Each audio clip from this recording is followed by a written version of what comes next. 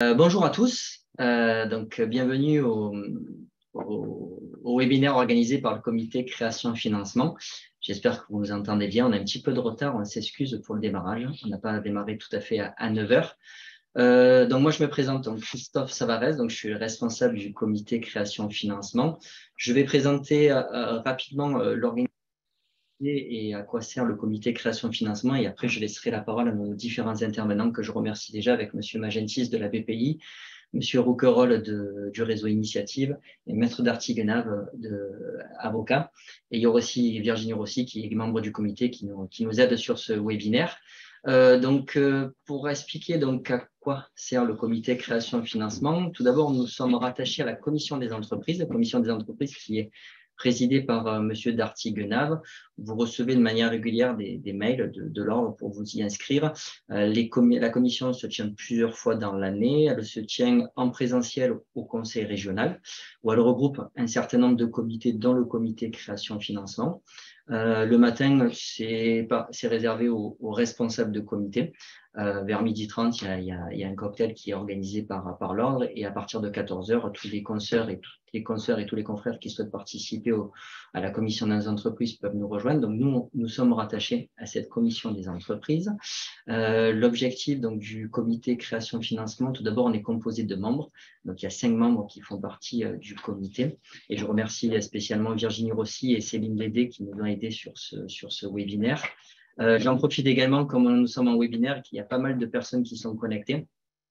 Si certains d'entre vous seraient intéressés pour participer à un comité de la commission des entreprises, et notamment le comité création financement, n'hésitez pas à prendre contact avec Lucie du conseil régional, de lui communiquer votre adresse mail et votre numéro de téléphone. Elle me les communiquera pour que je puisse prendre contact avec vous. L'objectif, ça serait d'avoir un peu plus de membres que ce qu'on a actuellement, et surtout d'avoir des membres d'autres départements que les Bouches-du-Rhône. Donc ceux qui seraient intéressés, il ne faut pas hésiter à prendre contact avec le conseil régional. Le comité il a pour objectif tout d'abord d'être présent sur la sujet création-financement pour le conseil régional auprès de nos partenaires sur ces sujets-là. L'objectif également, c'est de répondre aux sollicitations auxquelles on peut faire l'objet également par le conseil régional. Donc c'est pour ça que si on a plus de monde, ça serait plutôt pas mal pour pouvoir répondre favorablement à toutes les sollicitations dont on peut faire l'objet. Et enfin, un dernier rôle du comité, et je vais m'arrêter sur la présentation du comité, c'est de pouvoir proposer ce genre d'événements, donc webinaires ou d'autres événements sur la création et financement. Donc je m'arrête pour la présentation du comité. Donc les 3 sujets qui vont être évoqués aujourd'hui, qu'on a choisis dans les différentes réunions qu'on a eues avec le comité. Donc il y a M. Magentis qui nous présentera l'actualité financement auprès de la BPI. Il y a M. Rouquayrol qui nous présentera le réseau Initiative, et notamment le réseau Initiative Marseille Métropole, et Maître Darty-Guenave qui nous fera un point sur la réforme de l'entreprise individuelle, notamment la réforme juridique de l'entreprise individuelle. Voilà. Les supports vous seront projetés au fur et à mesure. Ils seront envoyés également à la fin du webinaire à tous les participants. Et si vous voulez poser des questions, il faut poser des questions sur la partie questions-réponses que vous avez en bas de l'écran. On essaiera de répondre aux questions au fur et à mesure qu'elles seront posées. Néanmoins, vu que le webinaire a une durée de 2 heures, on ne pourra pas répondre à toutes les questions. Donc, s'il y a des questions auxquelles on n'a pas répondu, on pourra les récupérer au niveau des questions-réponses, et on vous fera un retour par mail. Voilà pour l'introduction. Donc, je vais laisser la main à M. Magentis pour la BPI. Allez, en avant. Merci beaucoup. Je me présente, je suis Nicolas Magentis, je suis le directeur régional de BPI France en région PACA. C'est 70 collaborateurs sur 3 agences, Marseille, Avignon et Nice. Sur ces 3 agences, nous avons les 7 métiers de BPI France, qui est une banque publique détenue par la Caisse des dépôts, l'État et les grandes banques françaises, qui proposent à la fois des missions d'intérêt général pour les entreprises et uniquement pour les entreprises, et des activités à but lucratif qui nous permettent de fonctionner et de prendre du risque sur ces missions d'intérêt général pour lesquelles l'État ne nous verse pas forcément d'argent. Il a fallu faire un choix lorsqu'on parle de création chez BPI France parce qu'on a beaucoup de métiers, on a beaucoup de produits, plus de 400, et j'ai décidé de vous présenter ce que l'on faisait uniquement, ce que l'on pouvait faire uniquement en phase de création. On parlera un peu de financement, mais Lorsqu'on parle de création chez BPI France, souvent on parle d'innovation. On parle d'innovation parce que beaucoup d'entreprises qui connaissent pour la première fois BPI France nous connaissent au travers du financement de la R&D et du financement des startups.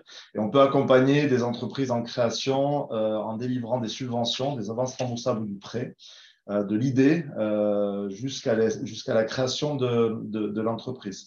Je vous en touche deux mots. Ce qu'on peut appeler les bourses French Tech, c'est des petites subventions de 10 à 50 000 euros, 90 000 euros sur certains items lorsqu'on fait appel à de la recherche de laboratoire ou universitaire. Et on va financer à l'innovation de l'idée à partir du moment où il y a un marché. Je vous la fais courte. S'il n'y a pas de marché, ça s'appelle une invention, c'est du concours Lépine. BPI France aura plutôt financé une idée à partir du moment où il y a un marché et que cette idée est accompagnée. Et on va déployer un continuum d'accompagnement qui va partir de subventions pour les phases de faisabilité. Je me lance, je fais déjà une petite subvention. Et puis plus si affinité et si le projet continue. C'est les seuls mots que je dirais sur l'innovation, mais je voulais commencer par ça et en parler. Sur la création, le cœur de l'action, il est fait au travers d'une marque qui s'appelle BPI France Création.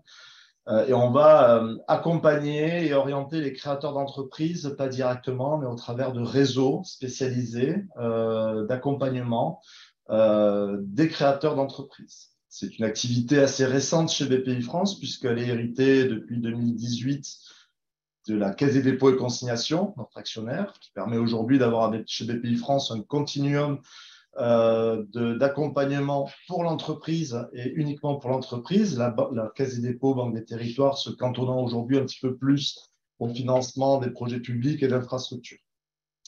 Cette marque BPI France Création va permettre de financer les réseaux associatifs, mais pas que, qui vont eux-mêmes délivrer des prêts d'honneur, délivrer des garanties bancaires. On y reviendra. Je pense qu'avec le réseau initiative, on en touchera deux mots. Donc, on les finance, on accompagne et on anime ces réseaux pour les professionnaliser à discuter avec des créateurs d'entreprises, avec des sujets aujourd'hui qui sont dans l'entrepreneuriat chez les jeunes, l'entrepreneuriat féminin, pour casser les prismes également dans l'entrepreneuriat des femmes.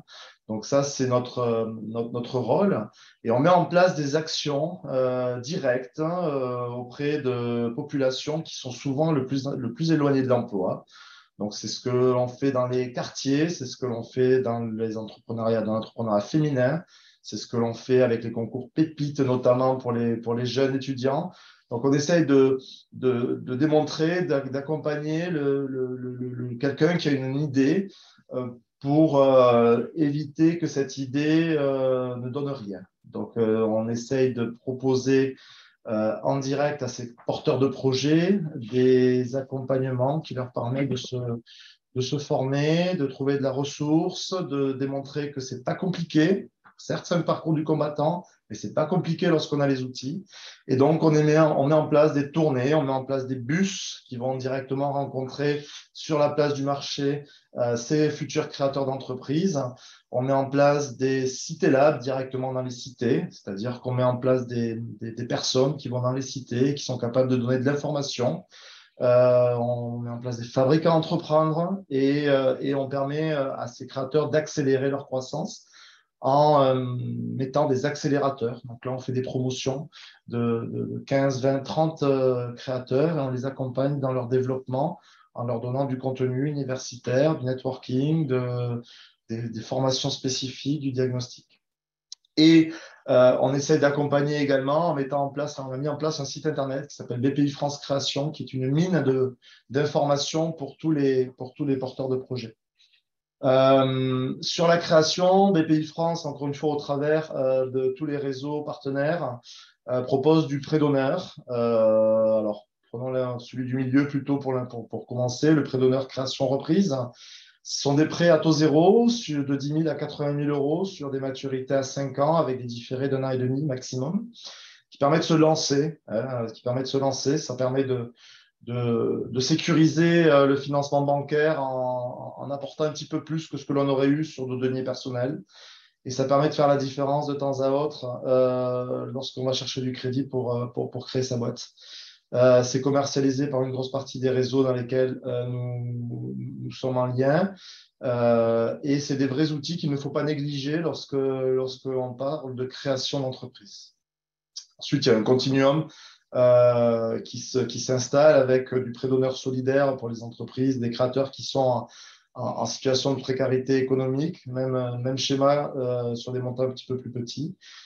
Et le prêt d'honneur renfort qui a été lancé pendant la crise du Covid, la crise sanitaire, pour accompagner les créateurs jusqu'à leur 5e année, qui ont connu et qui connaissent pour certains des difficultés en termes de trésorerie. Donc ça, c'est des prêts d'honneur, c'est intéressant, c'est à taux zéro, c'est commercialisé par les réseaux et en partie financé par BPI France. Une fois qu'on a passé ces prêts d'honneur et ces phases de création d'entreprise, on a choisi sa structure, on verra ça par la suite. BPI France peut apporter des garanties.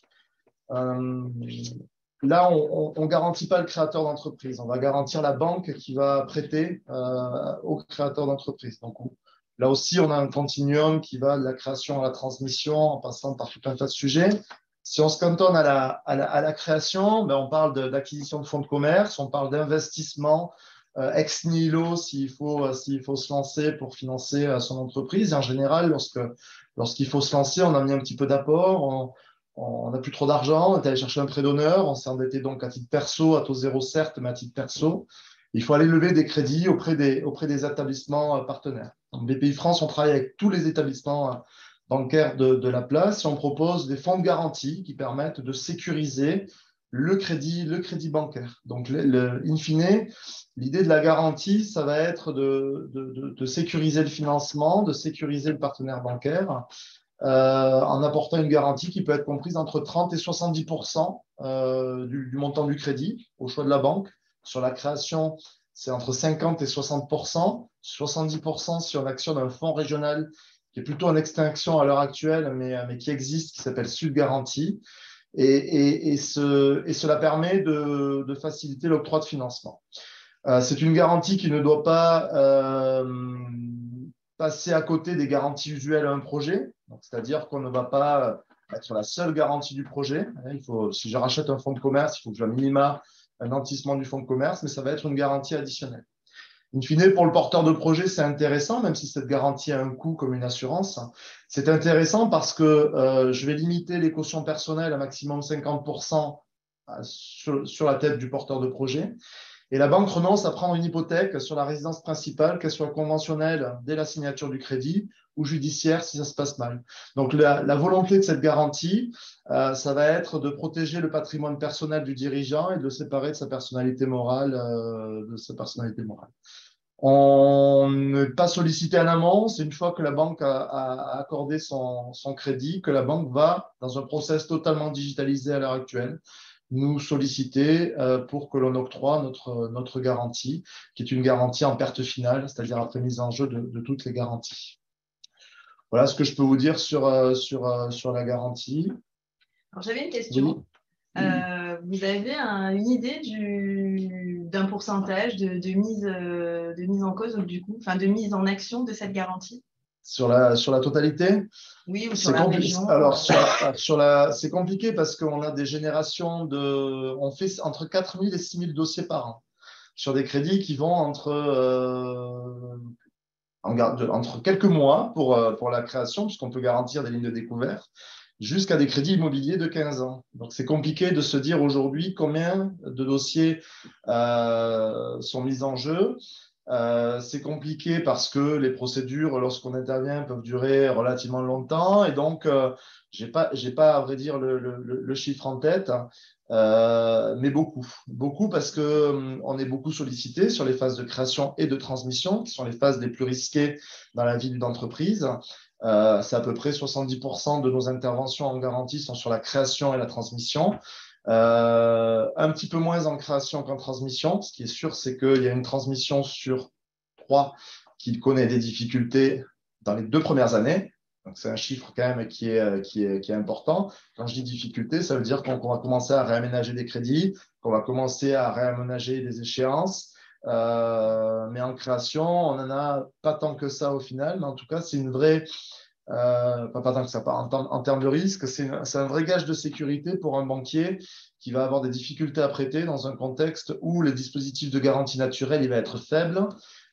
Et ça va être d'autant plus intéressant que ce que je vous ai dit, c'est que le porteur de projet, en général, a mis toutes ses économies et qu'il n'y a pas de caution autre à aller chercher qu'une garantie BPI France. Alors, on a une autre question. Est-ce que vous pouvez nous indiquer le taux moyen Alors, le taux moyen, lorsqu'on parle de taux moyen, c'est le taux, je pense, de la quotité de garantie. C'est au choix de la banque. On peut monter jusqu'à 60% sur une création ex nihilo, c'est-à-dire, je pars de zéro, l'actif n'existe pas, le fonds de commerce n'existe pas, je le crée, on peut monter jusqu'à 60%. Et sur une création plus standard, on peut couvrir 50%. Le taux, en général, les banquiers, ils ne sont pas dupes, ils vont maximiser la quantité de couverture. Et en termes de coût? On le voit, je crois, sur un slide après qu'on peut passer. Sur la création, la commission, elle est de 1% sur l'ex nihilo et elle est de 0,85% sur la création standard. Puis après, vous voyez les quantités de couverture. En termes de coût, lorsqu'on va avec la région sud, c'est 0%, c'est gratuit. Par contre, il y a quelques critères de création d'emploi qu'il va falloir mettre en avant. C'est une garantie pour toutes les entreprises au sens européen du terme, moins de 250 salariés, mais en général, lorsqu'on est en création, on n'est pas sur ces sujets-là. Ce qu'il faut savoir, c'est qu'il y a un délai de carence de 9 mois, c'est-à-dire que pendant les 9 premiers mois, on ne va pas indemniser s'il y a un pépin, ça veut dire que nous et la banque, surtout la banque, a mal fait son job de suivi, parce que le taux d'acceptation est de 98,9%, hein. On ne va pas dire 100% lorsqu'on intervient en garantie, on est là juste pour regarder si sur la création, je parle, sur les autres fonds, c'est un peu plus différent. Mais si le banquier a bien tout vu et qu'on ne finance pas des opérations patrimoniales, c'est une commission qui est flat, qui est payée par la banque à la mise en place du crédit. 2 mois après la mise en place du crédit, elle est payée par la banque en direct, qui en général refacture. Et après, c'est une négociation à avoir avec sa banque, de savoir la manière dont je refacture. Est-ce que je l'intègre dans le financement? Est-ce que la banque m'en fait cadeau? Ça n'arrive jamais.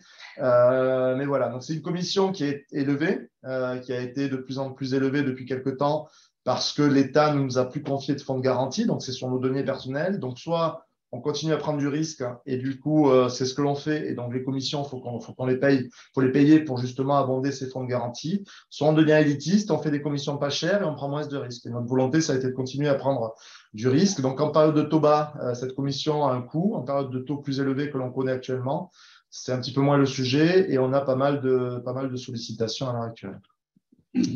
Alors, le délai, je me permets du coup le délai entre la demande et l'info. Alors, on intervient une fois que la banque a marqué son accord.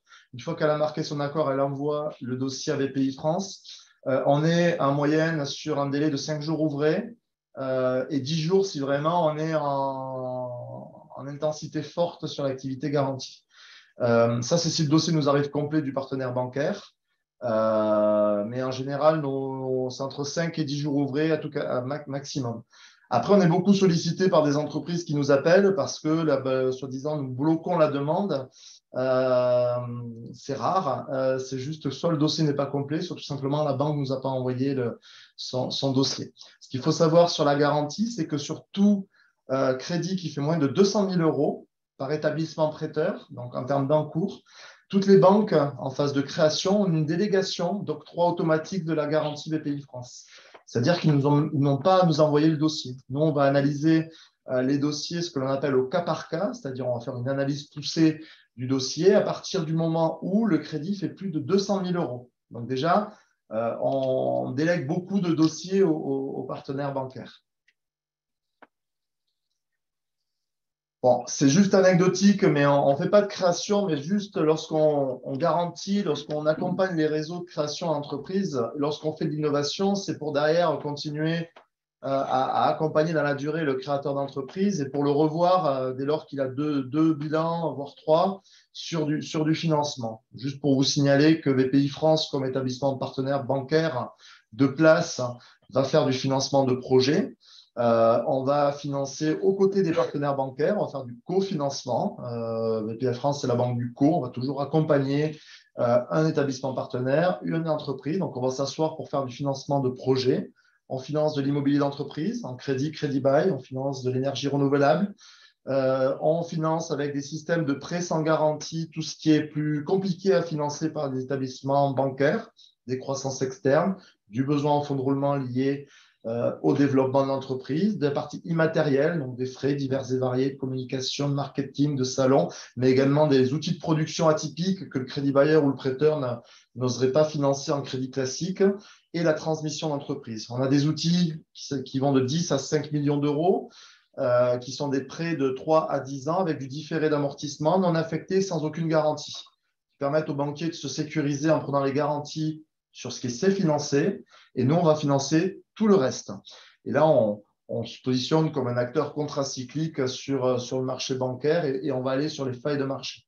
Et puis, dernier point, c'est le financement de l'équipement. On sait financer du matériel chez BPI France en crédit ou crédit bail matériel. Il faut que l'entreprise ait 2 bilans et on peut commencer à financer, à cofinancer avec les partenaires bancaires. Naturellement, on ne va pas forcément cofinancer des investissements à 20 ou 30 000 euros, parce que ça, un banquier peut très bien le financer avec une garantie BPI France. Mais dès lors qu'il va falloir accélérer son projet, qu'il va falloir lever des fonds, qu'il va falloir créer une usine, qu'il va falloir financer du matos, BPI France peut intervenir aux côtés des banques. Ça évite à une entreprise d'être multibancarisée et d'avoir un acteur qui va proposer de s'asseoir à côté, de faire du financement de projet sans capter les flux. Et les flux étant le nerf de la guerre du marché bancaire, BPI France, on n'en capte pas. On fait du crédit, on prélève les échéances sur le compte bancaire classique, mais on va pouvoir éviter à ce que les entreprises de taille modeste soient multibancarisées. Les prêts sans garantie, j'en ai touché 2 mots. C'est des outils qu'il faut avoir en tête lorsqu'on finance du développement d'entreprise. C'est des crédits non affectés, avant tout non affectés. C'est-à-dire qu'on fait un décaissement en une seule fois sans aucun justificatif de facture. C'est un crédit qui est sans sûreté réelle ni personnelle. Donc, on va financer une multitude de petites factures ou d'investissements immatériels. Donc, aller chercher des sûretés pour se faire plaisir, ce n'est pas notre ADN. Donc, on ne va pas prendre de caution perso, on va prendre un nantissement quelconque sur des fonds de commerce ou autres. Et on va financer tout ce qui est difficile à financer chez les partenaires bancaires, sur des maturités qui sont parfois assez longues lorsqu'on parle de croissance externe ou même de BFR de croissance. Aller financer du BFR à 10 ans, il n'y a pas beaucoup d'intervenants qui peuvent le faire. En général, on dit souvent que le BFR se finance de 3 à 5 ans. Alors après, il faut pouvoir justifier que le BFR doit se financer sur du 10 ans.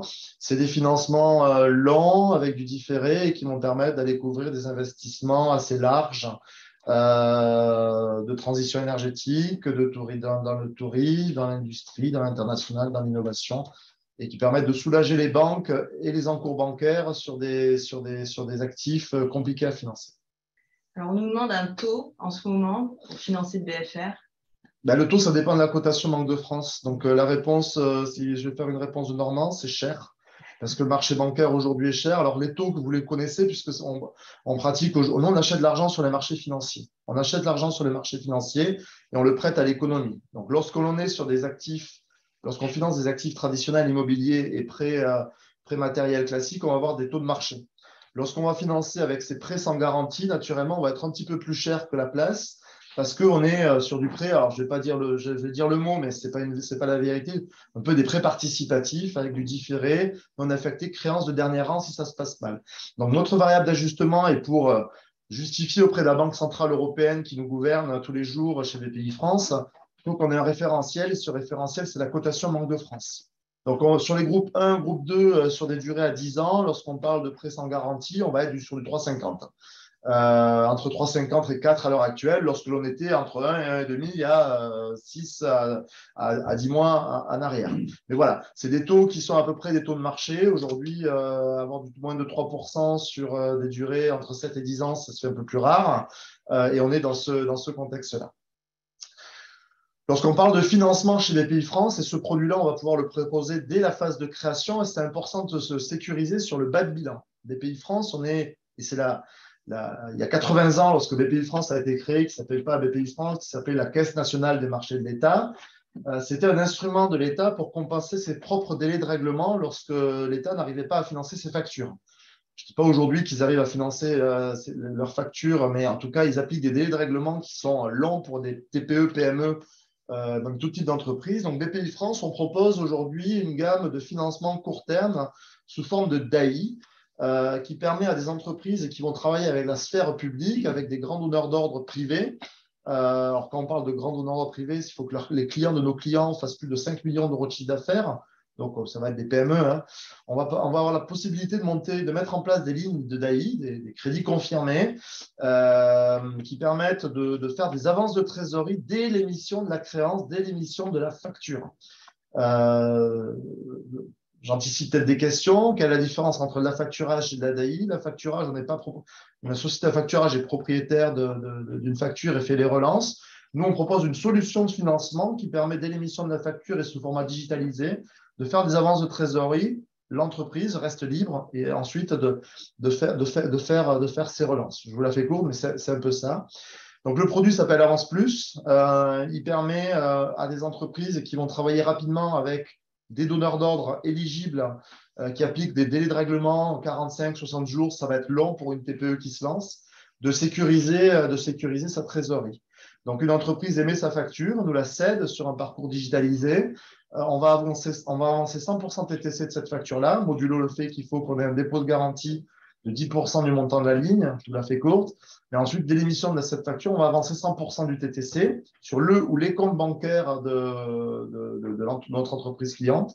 Et ça va permettre à nos clients de fonctionner rapidement et de ne pas subir dans leur développement des délais de règlement relativement longs.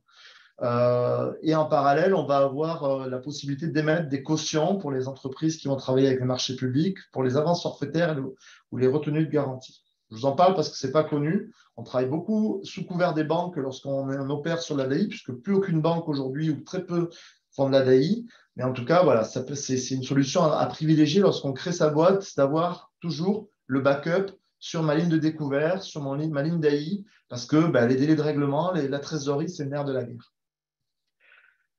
L'accompagnement, je vous en touche deux mots, mais on le fait au travers des réseaux là aussi. On a des accompagnements pour des entreprises de toute taille, mais sur la création, on propose des accompagnements qu'on délègue au réseau. Cet accompagnement, ça va permettre aux entreprises qui ont des trajectoires de développement à 2 chiffres de sécuriser un petit peu leur développement en intégrant des accélérateurs. Ces accélérateurs vont permettre, ou des missions ponctuelles, mais en tout cas, je vous parle des accélérateurs, puisque sur la création, il y a pas mal d'accélération.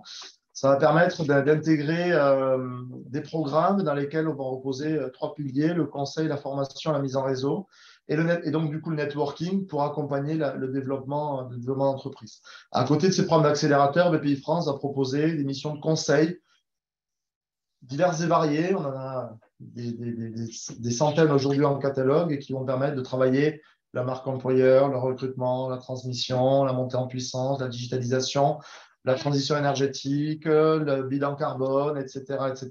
Et je vous en passe. C'est des missions que l'on accompagne et que l'on subventionne pour moitié en général avec des tarifs négociés avec des consultants personnes physiques validés par BPI France. On a un réseau de 500 personnes qui travaillent à nos côtés pour accompagner le développement des entreprises. Voilà pour la partie BPI France. Merci infiniment. On a eu beaucoup de questions. Vous avez répondu sans langue de bois. On a pu échanger. Je pense que voilà, tout le monde est satisfait. On va vous libérer du coup. Merci. Merci beaucoup d'avoir répondu présent. On va passer la main maintenant à Monsieur Rouquayrol pour les initiatives. Bonjour à tous. Donc, je me présente Jean-Marc Rouquayrol, directeur d'Initiative Marseille Métropole. Et pour votre information, pour ceux qui me connaissaient déjà, puisque j'avais déjà eu l'occasion de travailler avec le Conseil régional de l'Ordre des experts comptables, du temps où j'étais avec la casquette de banquier à la Banque Populaire pendant 17 ans, et je m'occupais notamment des partenariats et en particulier avec le Conseil régional. Donc à présent, je suis le directeur d'Initiative Marseille Métropole. Je vais me faire un plaisir de vous présenter notre réseau avant de rentrer un peu plus dans le détail. D'abord, je vous parlerai du réseau Initiative France et donc d'Initiative Marseille Métropole. Ensuite, je vous parlerai de nos partenaires locaux, dont évidemment le Conseil régional de l'Ordre des experts comptables PACA, de nos financements IMM et de ce BPI associé, et de notre accompagnement Capital Jeune Créateur, qui est évidemment tout récent et sur lequel nous sommes bien engagés. Alors, concernant le réseau Initiative France, Il faut savoir, pour ceux qui ne le connaîtraient pas, hein, car ça peut arriver encore, je vois que vous êtes 176 connectés, et c'est vrai que certains experts comptables n'ont pas encore la chance de connaître ce réseau. Alors, c'est le premier réseau associatif national d'accompagnement et de financement des entreprises.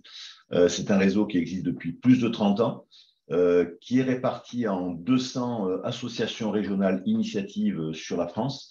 Donc, ça veut dire que nous avons essayé de bien mailler le territoire. Notre cœur de métier, car sur les 200 associations régionales initiatives, certaines ont plus d'actions complémentaires que d'autres, mais en tout cas, ce qui nous caractérise, c'est que nous avons tous et toutes le même cœur de métier qui concerne l'accompagnement et le financement et le suivi des créateurs et repreneurs d'entreprises. Notre atout au niveau national, ce sont nos bénévoles, car évidemment, il y a beaucoup plus de bénévoles que de collaborateurs du réseau Initiative, qui est aux alentours d'1 millier. Nous avons au niveau Initiative France un projet stratégique, évidemment comme toute grosse entreprise, que nous déclinons ensuite donc en local. Et je vais vous en toucher 2 mots, car c'est important, c'est vraiment ce qui nous guide tous. Donc, notre projet stratégique qui a été décliné entre 2022 et 2025, d'abord, il y a ce souhait, ce souci d'appartenance avec la volonté de cultiver des relations durables avec les entrepreneurs, car nous accompagnons les entrepreneurs, mais le but après, c'est de continuer avec eux, de travailler, pourquoi pas de les faire entrer au sein de notre réseau en tant que bénévoles pour, à leur tour, eh bien, rendre un petit peu la monnaie de leur pièce et montrer qu'ils souhaitent eux aussi accompagner les nouveaux créateurs. Ensuite, il y a dans le projet stratégique, il y a ce souhait de l'impact avec la volonté d'amplifier l'impact économique, territorial, sociétal et environnemental du réseau. On veut dire par là notamment qu'on ne peut pas se contenter de mettre l'accent sur l'accompagnement économique et financier sans prendre intérêt à tout ce qui touche à l'impact environnemental et sociétal. Et c'est vrai que de plus en plus, le thème de la TE, de la RSE, nous anime et aussi bien le réseau Initiative France, mais également IMM, nous avons de plus en plus d'actions orientées dans ce sens. Ensuite, il y a l'engagement avec la volonté d'épanouir les forces vives du réseau. Alors, ce qu'on appelle les forces vives du réseau, c'est évidemment les collaborateurs, mais aussi et surtout nos bénévoles qui sont très importants au sein de notre réseau, aussi bien des parrains marraines que des créateurs accompagnés qui, à leur tour, interviennent dans nos ateliers. Et c'est vrai qu'on essaye à la fois de mettre un lien entre tous ces acteurs, mais en même temps, pourquoi pas, de leur proposer des formations pour leur permettre d'actualiser leurs connaissances et donc de favoriser l'excellence de leur formation auprès de nos créateurs. Et enfin, la robustesse, gagner en capacité d'action en dopant notre modèle économique et d'organisation. On veut dire par là que eh bien, c'est vrai qu'en tant que réseau associatif, nous avons beaucoup d'aides de collectivités et le but, c'est de progressivement avoir de plus en plus de partenariats privés pour eh bien, être peut-être encore plus autonome et développer encore plus d'actions, malgré que nous soyons évidemment bien aidés par les collectivités, aussi bien donc la ville de Marseille pour ce qui concerne l'IMM, que la région Sud, que le département 13 et que la métropole AMP. Alors, pour revenir maintenant à notre réseau IMM Initiative Marseille Métropole, alors c'est vrai qu'au niveau régional, je n'ai pas fait une page à cet effet, mais je le précise, nous sommes regroupés, coordonnés au sein du réseau Initiative Sud qui regroupe 18 associations initiatives locales et nous faisons partie de ces 18 associations locales. Ça veut dire que selon la ville où vous évoluez dans le cadre de votre entreprise, vous serez rattaché à tel ou tel réseau. Pour ce qui concerne Initiative Marseille Métropole, nous sommes une équipe de 12 collaborateurs sur Marseille. Notre structure existe depuis plus de 25 ans et notre territoire géographique, donc notre compétence géographique, concerne Marseille in situ et 14 communes limitrophes étendues de la Côte-Bleue à Cassis. Nous accueillons tout créateur ou repreneur, et quand on dit tout créateur, c'est à la fois des quartiers prioritaires ou pas des quartiers prioritaires. Et ça veut dire aussi que nous accueillons tout projet de création. On n'est pas limitatif et donc on n'exclut pas tel ou tel secteur d'activité. Malgré que, on l'a vu avec la période Covid que nous avons tous connue, certains secteurs d'activité, notamment parfois celui de la CHR, café, hôtel, restaurant, ont été un petit peu écartés par certains banquiers. Pour ce qui nous concerne, on a toujours ouvert à tout secteur d'activité notre accompagnement et notre financement. Alors, en fonction des réseaux initiatives, notamment dans la région, pour rester dans la région Initiative Sud, il est vrai que selon la quantité d'acteurs de l'écosystème de la création, de l'accompagnement, eh bien, on a ou pas intérêt à prendre et accueillir le créateur d'entreprise de l'idée ou un peu plus tard. En ce qui concerne l'Initiative Marseille Métropole, comme nous avons énormément d'acteurs de l'écosystème de l'accompagnement de la création. Du coup, on travaille intelligemment avec eux et nous, ce que nous proposons, c'est d'accueillir le créateur ou repreneur d'entreprise à partir du moment où son business plan est déjà bien établi et qu'il y a lieu de l'affiner sur le plan financier. Et à ce moment-là, on va donc affiner la partie financière de son business plan, avec le prévisionnel notamment, et puis proposer des financements bancaires au cas échéant. Donc ça, c'est ce qui caractérise notre action sur IMM. Le parrainage ou le marrainage est évidemment possible, c'est-à-dire qu'une fois qu'on a accordé un prêt en comité d'agrément, eh bien, il y a lieu, en cas de besoin, de faire appel à un parrain ou une marraine d'Initiative Marseille Métropole qui lui permettra au créateur de pouvoir compter sur quelqu'un de plus expérimenté qui a eu par le passé une vie de chef d'entreprise.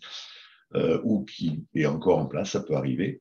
Nous organisons de nombreux ateliers collectifs sur des thèmes qui concernent donc les attentes des créateurs d'entreprise ou des soirées thématiques.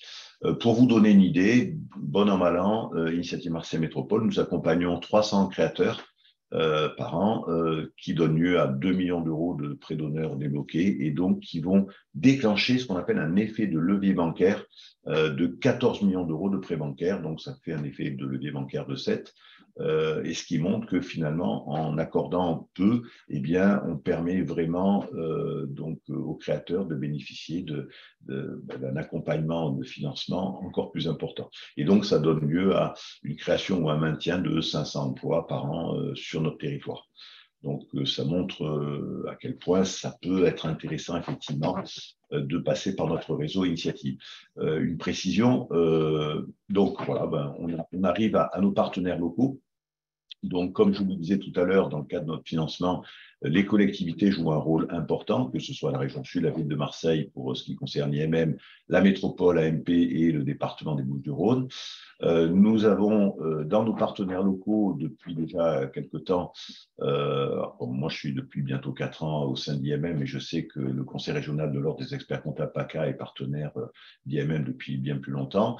Notre partenariat, en quoi consiste-t-il? Mais en fait, j'ai le directeur d'IMM un partenariat direct avec le président du conseil régional, donc en l'occurrence avec Colette Westman que j'ai rencontré il n'y a pas longtemps, quand elle est arrivée à la présidence. Et c'est vrai que notre partenariat consiste, il est très précis, il consiste à être en relation directe avec la commission création du conseil régional, et donc je suis en contact avec Christophe Savarès ici présent, et ça nous permet, nous IMM, de bénéficier de l'appui technique des compétences des experts comptables qui, en général, ont moins de 5 ans d'exercice, hein, c'est ça, Christophe. Et donc, nous avons la chance de pouvoir compter sur eux lors de notre comité d'agrément, hein, qui se tient toutes les semaines. Et donc, à chaque comité d'agrément, il y a un représentant des experts comptables qui nous est proposé. Et également, les experts comptables animent des permanences auprès de nos créateurs pour les conseiller dans leur projet. Parfois des créateurs qui sont bien en amont de leur projet et qui veulent les premiers conseils d'un expert comptable. Donc, vous voyez, ce partenariat est bien établi, bien concret. On a le même style de partenariat avec le barreau des avocats de Marseille. Nous avons aussi un partenariat forcément avec les 2 syndicats professionnels que sont la CPME 13 et l'UPE 13. Et ça, c'est important parce que il y a aussi des envois réciproques de créateurs vers l'un ou vers l'autre.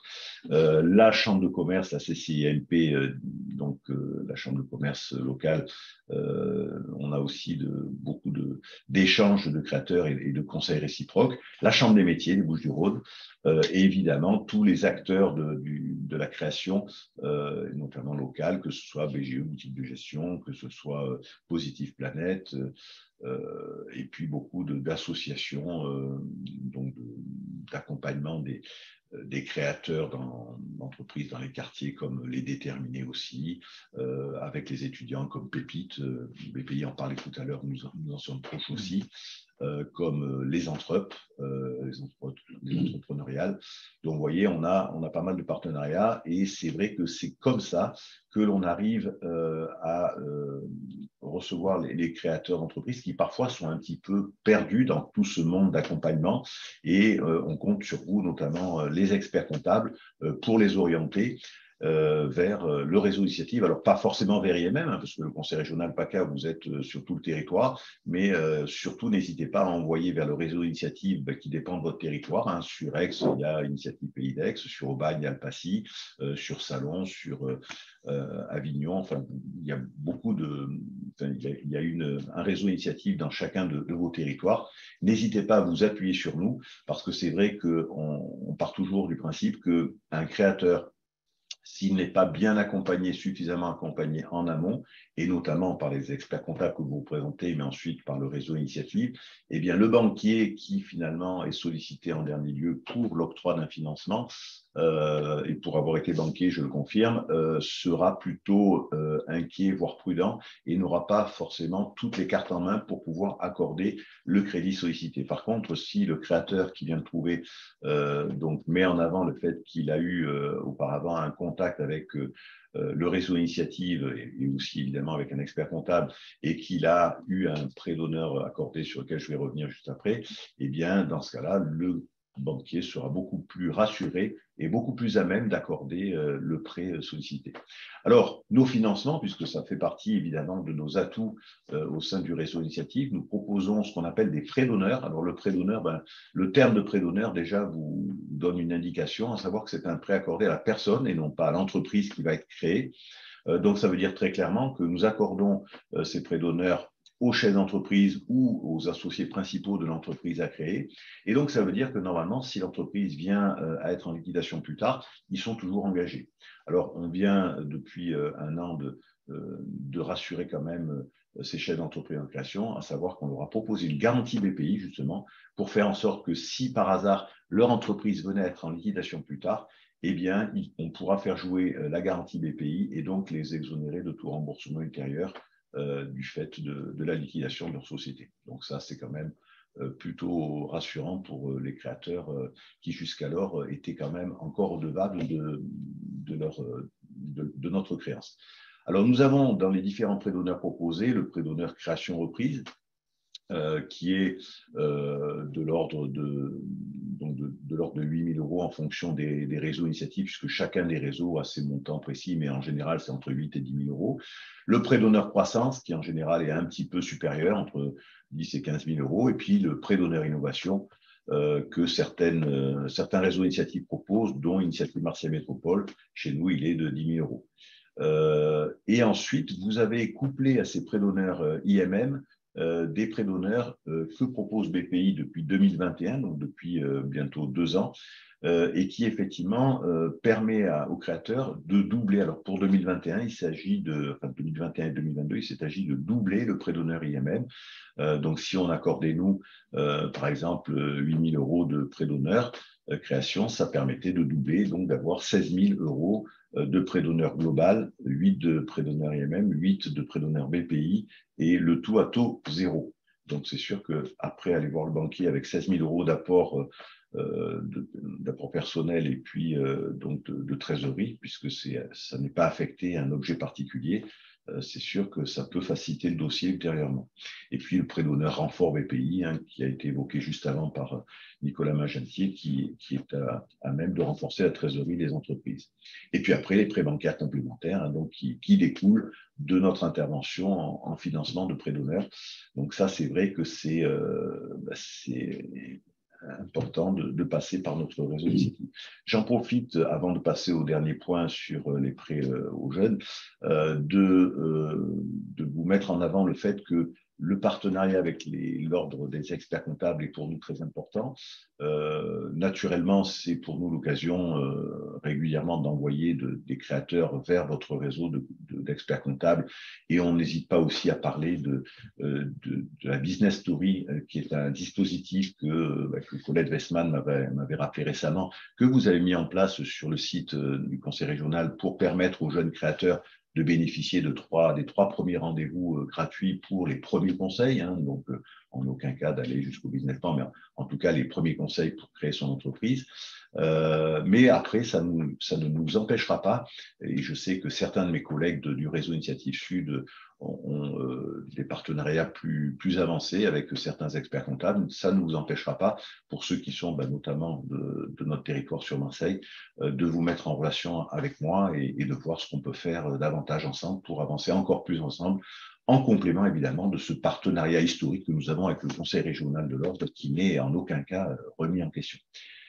Je voulais terminer donc par ce fameux accompagnement des jeunes créateurs de moins de 30 ans sur lequel nous sommes engagés. Comme vous savez peut-être, en septembre 2021, le président Macron était descendu sur Marseille pour insuffler donc un dynamisme de notre économie avec le déblocage d'un budget global d'1 milliard d'euros, mais notamment une partie du budget qui concerne l'accompagnement des jeunes créateurs, qui s'appelle Marseille en grand. Et dans le cadre de ce dispositif Marseille en grand, il y a ce fameux accompagnement des jeunes créateurs de moins de 30 ans qui concerne les moins de 30 ans habitant sur Marseille exclusivement. Alors, il s'agit de quoi? Tout simplement de leur faire bénéficier d'une prime capital jeune créateur de 3 000 €. C'est vraiment une prime, une dotation de l'État. Mais certains réseaux sont chargés donc de débloquer cette prime. Et parmi ces réseaux financeurs, il y a Initiative Marseille Métropole que je représente, il y a l'ADI pour la micro-entreprise et il y a France Active qui donc est également dans le groupe des financeurs intéressés par ce projet. Alors, je précise, il s'agit là en l'occurrence que d'Initiative Marseille Métropole. Mes collègues des autres réseaux initiatives sont eux engagés sur un dispositif InCube qui est national, dont la finalité est la même pour la prime de 3 000 €, mais qui ne s'appelle pas Capital Jeune Créateur. Donc nous, les conditions, les critères requis, c'est que le jeune ait moins de 30 ans lors du premier rendez-vous, qu'il habite sur Marseille, qu'il crée sa nouvelle entreprise, donc qu'il s'agisse vraiment d'une nouvelle activité, et qu'il suive 6 rendez-vous avec nous au minimum. Et en facultatif, on lui conseille de solliciter un cofinancement, car notre but, ce n'est pas de représenter une simple boîte aux lettres pour débloquer la prime et appuyer sur un bouton, c'est aussi de voir le projet présenté et de dire aux créateurs, d'ailleurs 3 fois sur 4 c'est le cas, dans le cadre de votre projet, si vous n'avez pas un cofinancement, les 3 000 € de prime ne vont pas suffire, vous allez fermer le rideau immédiatement. Et puis il faut aussi éviter que ne se présente un effet d'aubaine. Donc, par rapport à ça, nous proposons régulièrement un cofinancement, à la fois par un prêt d'honneur BPI, qu'on appelle un prêt d'honneur solidaire, qui est particulièrement bien adapté aux jeunes, mais en même temps un prêt bancaire complémentaire qui peut compléter avantageusement ce prêt d'honneur. Et nous, il y a même sur les 1000 primes capital jeunes créateurs qui ont été proposées par l'État en dotation, nous sommes engagés à en distribuer 450. Et sachez, mesdames et messieurs les experts comptables, qu'il en reste, puisque sur les 450 que nous devons débloquer, à ce jour, j'en ai débloqué 13. Donc, il y a un petit retard sur le dispositif qui est lié à la lenteur administrative, mais bon, ça c'est comme ça. Mais en tout cas, nous, on a embauché 2 chargés de mission jeunes pour accueillir ces jeunes, et sachez que on leur réservera le meilleur accueil si vous nous les adressez pour, dans le cadre du projet du business plan, du plan de financement que vous allez leur établir, eh bien, il ne faut pas se passer de rajouter 3 000 € d'apport personnel dont ils pourront bénéficier en passant par notre réseau notamment. Alors, on a une question. S'il y a plusieurs associés Est-ce que s'il y en a un dedans qui a moins de 30 ans, ça fonctionne? Oui, complètement. C'est une très bonne question. S'il y a dans les associés au moins un qui a moins de 30 ans, il bénéficiera du dispositif. A contrario, s'ils sont plusieurs à avoir moins de 30 ans, il n'y en aura qu'un seul qui pourra bénéficier de la prime de 3 000 €.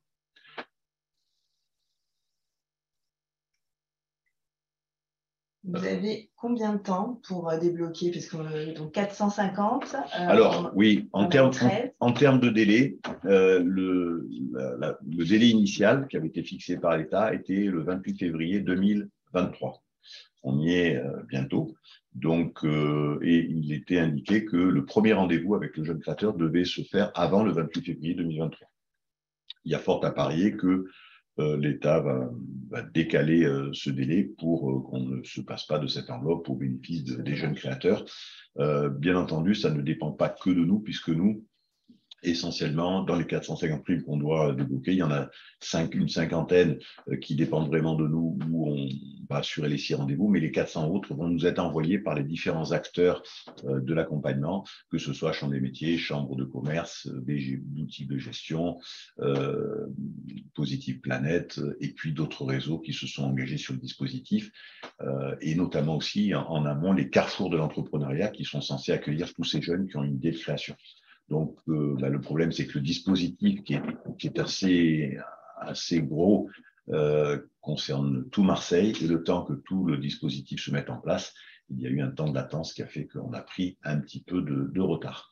Et concernant la prime InCube, c'est une prime qui, pour l'accompagnement des jeunes, est également de 3 000 €, mais au contraire du capital jeune créateur qui concerne explicitement les jeunes sur Marseille, qui habitent Marseille, je précise, qui habitent Marseille, le dispositif InCube concerne l'ensemble des jeunes au niveau national, donc de moins de 30 ans également.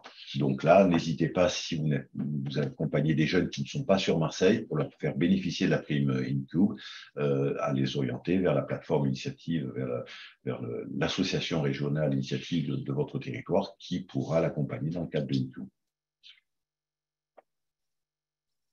Je pense qu'on a tous appris quelque chose, parce que moi, pour ma part, j'en avais entendu vaguement parler, mais voilà, c'était une bonne piqûre de rappel. Merci beaucoup. Avec plaisir et à votre disposition, et j'attends vos appels ou vos mails, puisque dans le diaporama, vous aurez mes coordonnées mail, et c'est souvent un bon moyen de contact pour être sûr que je puisse vous répondre. Voilà. Exactement. Merci beaucoup, monsieur. Merci. Avec plaisir. On va maintenant passer à Maître d'Artigonal, donc sur l'entreprise individuelle. Oui. Je suis avocat et donc on va tenter d'explorer dans un délai assez bref le régime fiscal et juridique le nouveau régime fiscal et juridique de l'entreprise individuelle. Rapidement, simplement pour brosser le contexte dans lequel cette réforme est née. Elle est née du constat de l'insuccès du régime de l'EIRL, et qui était déjà donc un dispositif qui existait depuis une dizaine d'années au moins, et qui permettait à l'entrepreneur individuel de limiter sa responsabilité, qui reposait sur un principe d'affectation de patrimoine sur lequel se limitait le gage des créanciers. Sur à peu près 3 millions, il y a dans les débats parlementaires qui ont eu lieu en 2021, donc mi-2021, il y avait à peu près 3 millions d'entrepreneurs individuels, et seuls 97 000 avaient opté pour le statut de l'EIRL, donc ce qui est fort peu. Pourquoi ? Parce que ce régime impliquait la nécessité une option. Donc l'idée de la loi est d'inverser le dispositif, et que le régime s'applique de plein droit. Donc, la loi du 14 février 2022, donc, qui est entrée en vigueur à partir du 15 mai 2022, prévoit un régime de plein droit de l'entrepreneur individuel, donc qui limite la responsabilité au patrimoine professionnel, qui se définit, comme on va le voir, au travers des biens qui sont utiles à l'exploitation. Donc cette loi définit l'entrepreneur individuel, elle définit le patrimoine privé, elle définit le patrimoine professionnel de l'entrepreneur individuel. On a un corpus juridique et réglementaire qui est, disons, en voie de stabilisation, mais on a principalement donc, cette loi du 14 février 2022. Alors, en amont, la loi de finances pour 2022 avait anticipé certaines conséquences fiscales de l'adoption du nouveau dispositif. Donc, cette loi du 14 février 2022, qui est le principal texte juridique qui définit et qui régit le nouveau statut de l'entrepreneur individuel, Ensuite, on a un certain nombre de décrets d'application qui portent sur, par exemple, les modalités d'option à l'IS, les modalités de transmission du patrimoine et un certain nombre de modalités de mise en œuvre du régime. Alors, l'administration fiscale, jusqu'ici, avait pas commenté le dispositif. Elle a assez largement commenté le dispositif de l'EIRL. Donc, il y a un BOFIP qui lui est dédié. On peut supposer que les commentaires qui ont été faits dans le cadre de l'EIRL seront dans une large mesure transposables au nouveau régime de l'entreprise individuelle. Tout récemment, donc jeudi dernier, est paru un BOFIP donc, du 23 mai 2022. 23 novembre 2022, pardon, mais bon, qui s'est a priori qui apporte pas de modifications majeures, qui est simplement contenté de mettre à jour un certain nombre de BOFIP qui faisaient référence au régime de l'EIRL, essentiellement pour dire que le régime de l'EIRL était terminé et qu'il y avait un nouveau régime qui était en vigueur à partir du 15 mai 2022. Donc, quels sont les principes donc, quels sont les principes de cette réforme? Alors, jusqu'au 14 mai 2022, donc, en réalité, il n'y avait que 3 possibilités pour un entrepreneur individuel de limiter sa responsabilité. Bon, la première, qui est un peu hors cadre, c'est d'opter pour un régime de société, hein, dont la responsabilité des associés est limitée. Ça, c'était la première possibilité. La deuxième, qui se décompose en une option de plein droit, donc c'est l'insaisissabilité du domicile. Donc, ça, c'est de plein droit, et on pouvait faire une déclaration d'insaisissabilité d'un certain nombre de biens immobiliers. Ça, c'est la deuxième possibilité. Et la troisième possibilité, c'est celle du régime de l'EIRL qu'on connaissait jusqu'ici. Donc, à partir du 15 mai 2022, ce régime de limitation de la responsabilité s'applique de plein droit, et on définit un patrimoine professionnel sur lequel s'exerce le gain général des créanciers professionnels. Donc, c'est une application de plein droit et qui ne nécessite pas une option de la part de l'entrepreneur. Encore faut-il définir quelle est l'assiette du patrimoine sur lequel s'exerce le gage des créanciers. On peut passer. Bon, il y a un certain nombre on peut passer rapidement aussi là-dessus. Voilà. Alors, quels sont les biens utiles à l'activité professionnelle? C'est les biens qui sont par nature affectés à l'exploitation, d'une part, et d'autre part, il y a une présomption, à partir du moment où les biens sont inscrits à l'actif, il y a une présomption qui font partie de cet actif professionnel. Ceci étant dit, la loi définit avec une certaine précision, même s'il y a certaines zones d'incertitude, elle définit les biens qui sont affectés à l'exploitation professionnelle. Alors, si on descend, il y a des biens qui, évidemment, ne se discutent pas. Alors, l'entrepreneur individuel, on peut le répéter en amont, ça s'applique à toutes les activités, qu'elles soient industrielles, commerciales, artisanales, agricoles ou libérales. Donc, par nature, il y a un actif qui est nécessairement affecté à l'exploitation professionnelle, c'est le fonds de commerce. C'est le fonds de commerce et on va dire les biens meubles qui sont affectés à l'exploitation, toutes les marchandises. Et alors c'est un des points qui soulève certaines incertitudes pour les activités qui sont dites itinérantes, par exemple le véhicule. Alors il y a une question pour les activités qui font l'objet d'une exploitation, d'une itinérance partielle, j'allais dire, où il n'y a qu'une affectation partielle du véhicule, ou les activités qui sont non itinérantes par nature, mais où le véhicule est quand même affecté. Donc là, il y a des interrogations auxquelles il n'est pas totalement répondu. Oui, pardon. Est-ce que le patrimoine professionnel est exclu des créanciers privés? Oui, on va le voir avec certaines limites, mais les créanciers privés, on va le voir, ont un recours très très limité, dans le nouveau régime, parce qu'on va voir les conditions d'entrée en vigueur, mais ils n'ont qu'un accès très limité au patrimoine professionnel. Donc le principe de la loi, c'est vraiment de distinguer patrimoine privé et patrimoine professionnel. On va le voir, les créanciers privés ont accès au patrimoine privé, les créanciers professionnels ont accès au patrimoine professionnel. Protégés de part et d'autre, en fait. Protégés de part et d'autre. Il y a une dérogation. Alors, on va voir les dérogations qui existent pour les créanciers professionnels. Il y a aussi une dérogation pour les créanciers privés qui ont accès au patrimoine professionnel dans la limite du résultat de N-1, donc ce qui est quand même assez limité. Donc, parmi les biens qui sont susceptibles, si on passe d'être affectés à l'activité professionnelle, il y a aussi les biens immobiliers. Non, alors pardon, on est allé un peu vite. Voilà, donc il y a les biens immobiliers. Donc les biens immobiliers qui sont affectés à l'activité, nécessaires à l'activité, ils sont par nature affectés au patrimoine professionnel. Le domicile, la partie professionnelle du domicile, elle est également affectée au patrimoine professionnel, étant précisé que la partie privée est protégée dans ce cadre-là, comme elle l'était d'une manière générale, sans même qu'il y ait une distinction qui soit faite entre les deux, de distinction claire, c'est-à-dire qu'en cas de problème, il faudra établir quelle est la partie privée et quelle est la partie professionnelle. Il y a une curiosité de la loi, c'est-à-dire qu'elle prévoit l'affectation des immeubles professionnels, y compris lorsqu'ils sont détenus par une SCI qui est séparée. C'est-à-dire jusqu'ici, le fait de… Donc, SCI qui détient un immeuble qui est principalement affecté. Donc, l'activité principale de la SCI est de mettre à disposition un immeuble au profit de l'entrepreneur individuel. Donc, jusqu'ici, cette séparation était efficace. Là, ce que nous dit la loi, c'est que dans ce cadre-là, cet immeuble, si l'activité principale de la SCI, c'est de mettre à disposition l'immeuble, il rentrera dans le cadre du patrimoine professionnel.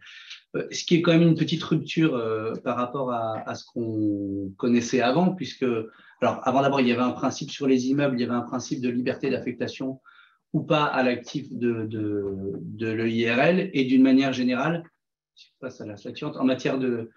on sait qu'en matière de BIC, il y avait une liberté, et qu'en matière de BNC, notamment pour les parts de STI, c'était le cas, mais de façon un peu plus restrictive, c'est-à-dire que ce n'est pas une liberté d'affectation totale, il fallait qu'elle soit vraiment affectée à l'activité professionnelle. Donc voilà, une bizarrerie qui, à mon avis, ne manquera pas de générer des contentieux en ce qui concerne les parts de SCI.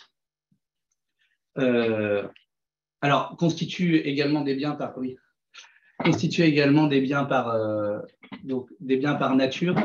Donc, les biens incorporels, les fonds de caisse, également les comptes bancaires, dont on précise qu'ils sont affectés à l'exploitation. Donc, de toute façon, en général, de toute façon, dans le cas d'une entreprise individuelle, les comptes bancaires précisent que ce sont les comptes de l'entreprise individuelle. Donc, il ne devrait pas y avoir de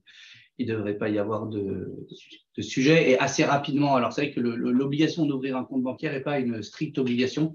Elle s'applique à partir de certains seuils, mais qui arrive quand même de façon assez rapide.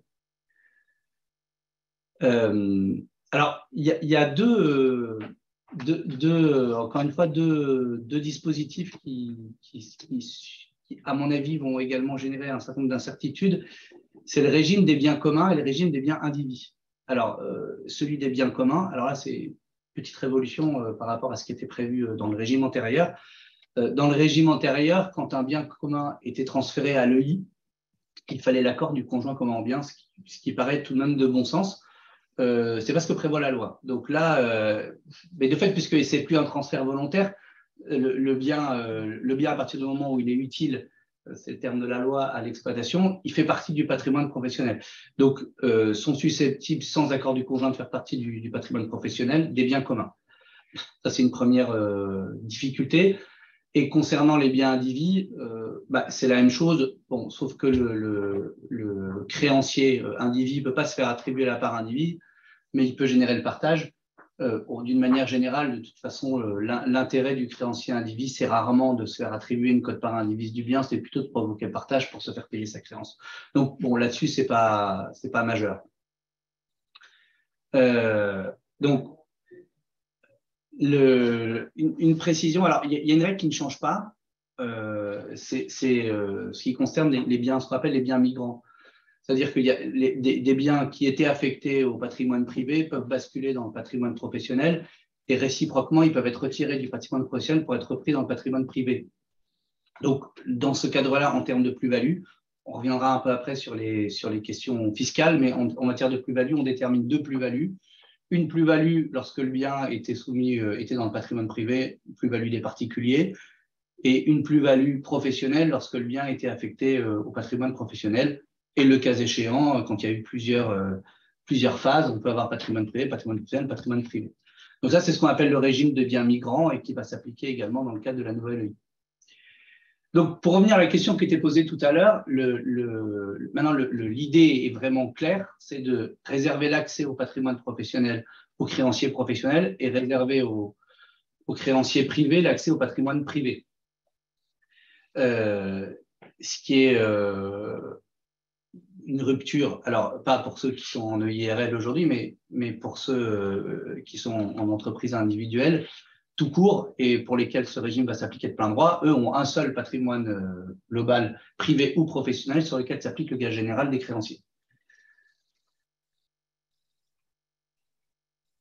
Je ne sais pas.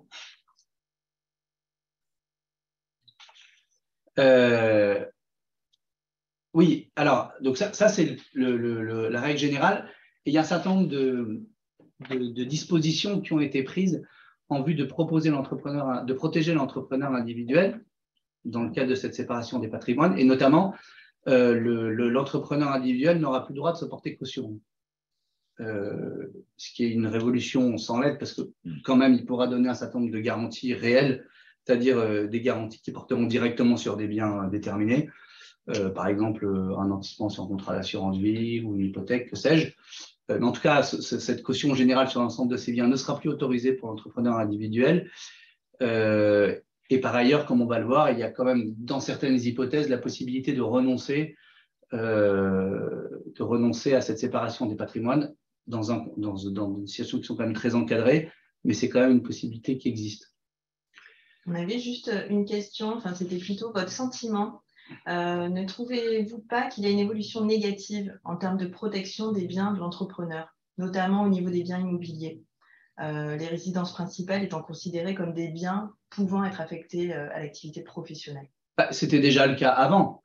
En fait, si on revient un instant sur la situation antérieure, le domicile était insaisissable pour sa partie privée et pas pour sa partie professionnelle. Il y avait la possibilité de faire une déclaration d'insaisissabilité sur certains biens. Donc maintenant, ce qui se passe, c'est que les biens qui sont affectés à l'activité professionnelle, ils sont réservés aux créanciers professionnels. Donc je ne trouve pas qu'il y ait d'aggravation. Aggravation, c'est sûr que non. Dans l'esprit, il n'y a pas d'aggravation. En revanche, c'est vrai qu'il y a certaines incertitudes. Honnêtement, sur l'indivision, ce n'est pas très grave, mais sur les biens communs, voilà, la possibilité d'affecter un bien commun, là où avant il fallait l'accord du conjoint commun en bien, c'est quand même une grosse différence. Et c'est vrai qu'il y a cette notion d'inclusion des actifs détenus par l'intermédiaire de SCI qui est un peu intellectuellement un peu difficile à comprendre. Donc, je pense que c'est pas tant un problème de fragilisation du patrimoine privé, notamment immobilier de l'entrepreneur, simplement que les cas de conflit, il y a certaines incertitudes juridiques sur le régime lui-même, et ensuite le régime va susciter des cas de conflit entre divers créanciers.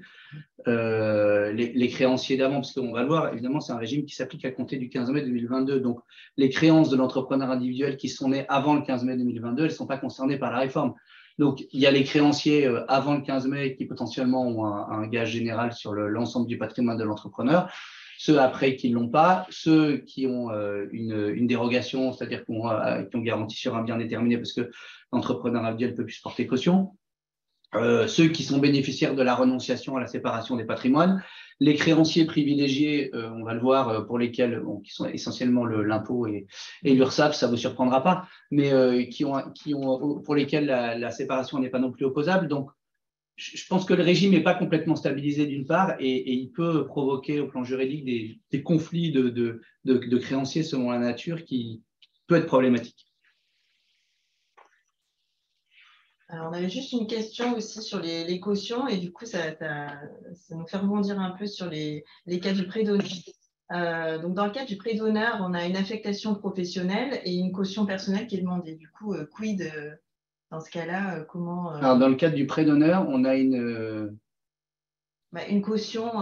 Oui, alors il n'y a pas de… Enfin, une caution personnelle, oui et non d'ailleurs. Nous, le prêt d'honneur, il n'y a pas de caution personnelle demandée puisque c'est un prêt à personne. C'est une question intéressante. Je pense que le prêt d'honneur, il est recouvrable directement contre l'entrepreneur. Alors, contre l'entrepreneur et pas contre l'entreprise. Alors c'est qu'on se positionne dans un cas qui est différent. Encore une fois, c'est un régime qui s'applique à l'entrepreneur individuel et pas à l'entrepreneur qui exerce en société. Ouais. C'est-à-dire que ce qui a été dit, notamment dans le cas des travaux parlementaires, c'est qu'on accordait une protection à l'entrepreneur individuel qui, à certains égards, pouvait être meilleure que celle de celui qui est en société. Notamment, alors c'est un peu hypocrite à mon avis, mais notamment pour cette question d'interdiction de caution, parce que celui qui exerce en société, on peut lui demander une caution et il ne se voit pas opposer la limitation de l'entrepreneur individuel. Il ne peut pas opposer la limitation de l'entrepreneur individuel. Donc en fait, je pense que le cas dans lequel vous intervenez le plus généralement, c'est il y a une société et en fait vous accordez un prêt d'honneur aux dirigeants. Oui, c'est ça. Et d'ailleurs, le montant du prêt d'honneur est la plupart du temps affecté en capital ou en compte courant associé au sein de la société. Donc, si vous avez un recours, de fait, vous aurez un recours contre le créateur qui sera indépendant du statut de l'entreprise individuelle. Tout à fait. Ou à l'extrême, si vous engagiez un prêt d'honneur dans le cadre d'une entreprise individuelle, on peut imaginer que vous seriez un créancier professionnel qui n'aurait de recours que contre le patrimoine professionnel, en toute logique.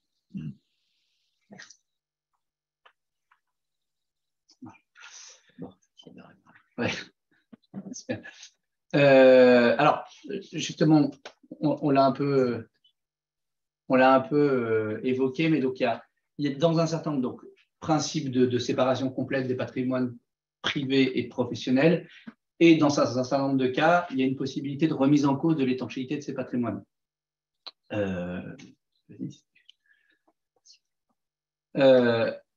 Donc des exceptions. Alors, il y a une exception un peu massive qui est celle de la renonciation pure et simple à la séparation des patrimoines au profit de certains créanciers. Donc, ça existe de fait, mais c'est quand même extrêmement encadré. Il y a des créanciers qui, pour le dire simplement, sont des créanciers qui sont privilégiés, qui sont principalement l'URSSAF et la DGFiP.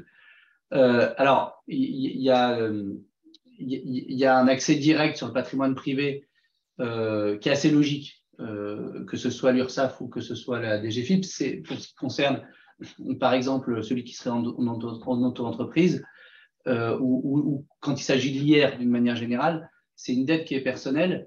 Donc, c'est logique qu'on ait accès directement, ou l'URSSAF pour les auto-entrepreneurs. Et il y a un autre cas qui est un peu plus spécifique, qui est en cas de fraude, on va dire, en cas d'absence répétée ou de minoration répétée des bénéfices. Donc là, la DGFiP comme l'URSSAF ont la possibilité de s'affranchir de la séparation des patrimoines. Et il y a un dernier cas, alors qui lui est dans le sens inverse, mais je crois qu'on en parle tout à l'heure, mais il y a un dernier cas qui est dans le sens inverse, c'est celui qu'on évoquait tout à l'heure, c'est la possibilité pour le créancier privé d'avoir accès au patrimoine professionnel dans la limite du bénéfice de N-1. Simplement, ce qu'il faut noter sur le recours des impôts, lorsqu'on est à l'IS, de fait, la rémunération est une charge déductible. Donc là, à ce moment-là, ça fait un frein au recours de la DGFiP sur ces sommes. Donc, si on a une vision synthétique des principes de séparation, donc pro, perso, donc on voit qu'il y a et avec un certain nombre de dérogations.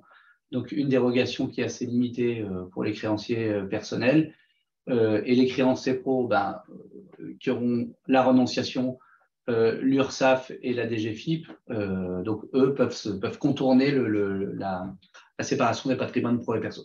Mais globalement, sous réserve de l'insécurité juridique qu'on a évoquée tout à l'heure par rapport à l'ancienneté des créances et les divers régimes juridiques qui vont survivre concomitamment, parce qu'on va le voir tout à l'heure, le régime des entreprises, des EIRL, pour ceux qui avaient opté à l'EIRL avant le 16 février, il va survivre. Donc de fait, on a plusieurs régimes juridiques qui vont coexister. Alors, juste un petit focus sur la renonciation, à la séparation des patrimoines. Simplement, ce qu'il faut avoir en tête, donc ça aussi, je pense que ça va être source de contentieux, comme on a connu des contentieux assez nombreux sur les cautions, les mentions manuscrites, etc. Donc, vraiment, la renonciation à la séparation des patrimoines a été conçue comme une exception. Donc, cette renonciation est très encadrée, très formelle. Il y a des délais qui soit sont 7 jours, soit sont de 3 jours dans certains cas de figure, si il y a une mention expresse qui a été portée par l'entrepreneur individuel. Donc, c'est vraiment très encadré. La renonciation obéit à un régime à des modèles qui doivent être utilisés à peine de nullité. Donc voilà, faut pas se leurrer, la renonciation, elle va être demandée dans un certain nombre de cas de figure très probablement, mais c'est quand même très encadré. Et à mon avis, ce sera source de contentieux comme on en a connu sur les cautions, avec une fortune diverse d'un côté ou de l'autre. Alors, bon, peut-être deux questions avant de passer. Quid des loueurs en meublé non professionnels en BIC ou réel? Est-ce qu'on a déjà un retour là-dessus ou Alors, c'est une bonne question. En théorie, ils sont non professionnels, donc, mais bon. Oui, alors c'est ça. En fait, voilà, on pourrait réfléchir un instant, mais ils sont. Bon, alors quand ils étaient en BIC, de fait, il y avait une affectation, mais des biens immeubles qui étaient inscrits à l'actif. Ils sont de fait non professionnels, et c'est vrai que, alors la particularité, si on revient à un moment un peu en amont, non pas en amont mais en amont de la location meublée, la location meublée, c'est toujours une activité civile. La location immobilière, c'est toujours une activité civile, qu'elle soit meublée ou qu'elle soit non meublée. Ça, c'est la règle générale, donc c'est toujours une activité civile. Ensuite, quand elle est meublée, donc l'article 35 du Code général des impôts répute ces opérations commerciales, donc elles sont taxables en BIC, et donc elles sont taxables à l'IS si elles sont exercées au travers d'une SCI. Mais ça reste des activités civiles. Donc en tant que telles, c'est néanmoins une question sur laquelle je me repencherai, j'apporterai la réponse, mais je pense qu'effectivement, il n'est pas certain que les LMNP rentrent dans le cadre de la définition de l'EI. À mon sens, c'est lorsqu'il y aura peut-être la bascule à un moment donné en loueur meublé professionnel où là, il y a peut-être plus d'enjeux. Il y a plus d'enjeux, notamment en termes de cotisation sociale, etc. Donc, on pourrait avoir une logique qui rejoindrait celle de l'EI. Pour autant, professionnel ou non professionnel, encore une fois, hein, la location meublée professionnelle, c'est toujours une activité civile. Ça repose sur des critères qui sont de montant des recettes, de proportion des revenus, qui sont des critères purement fiscaux.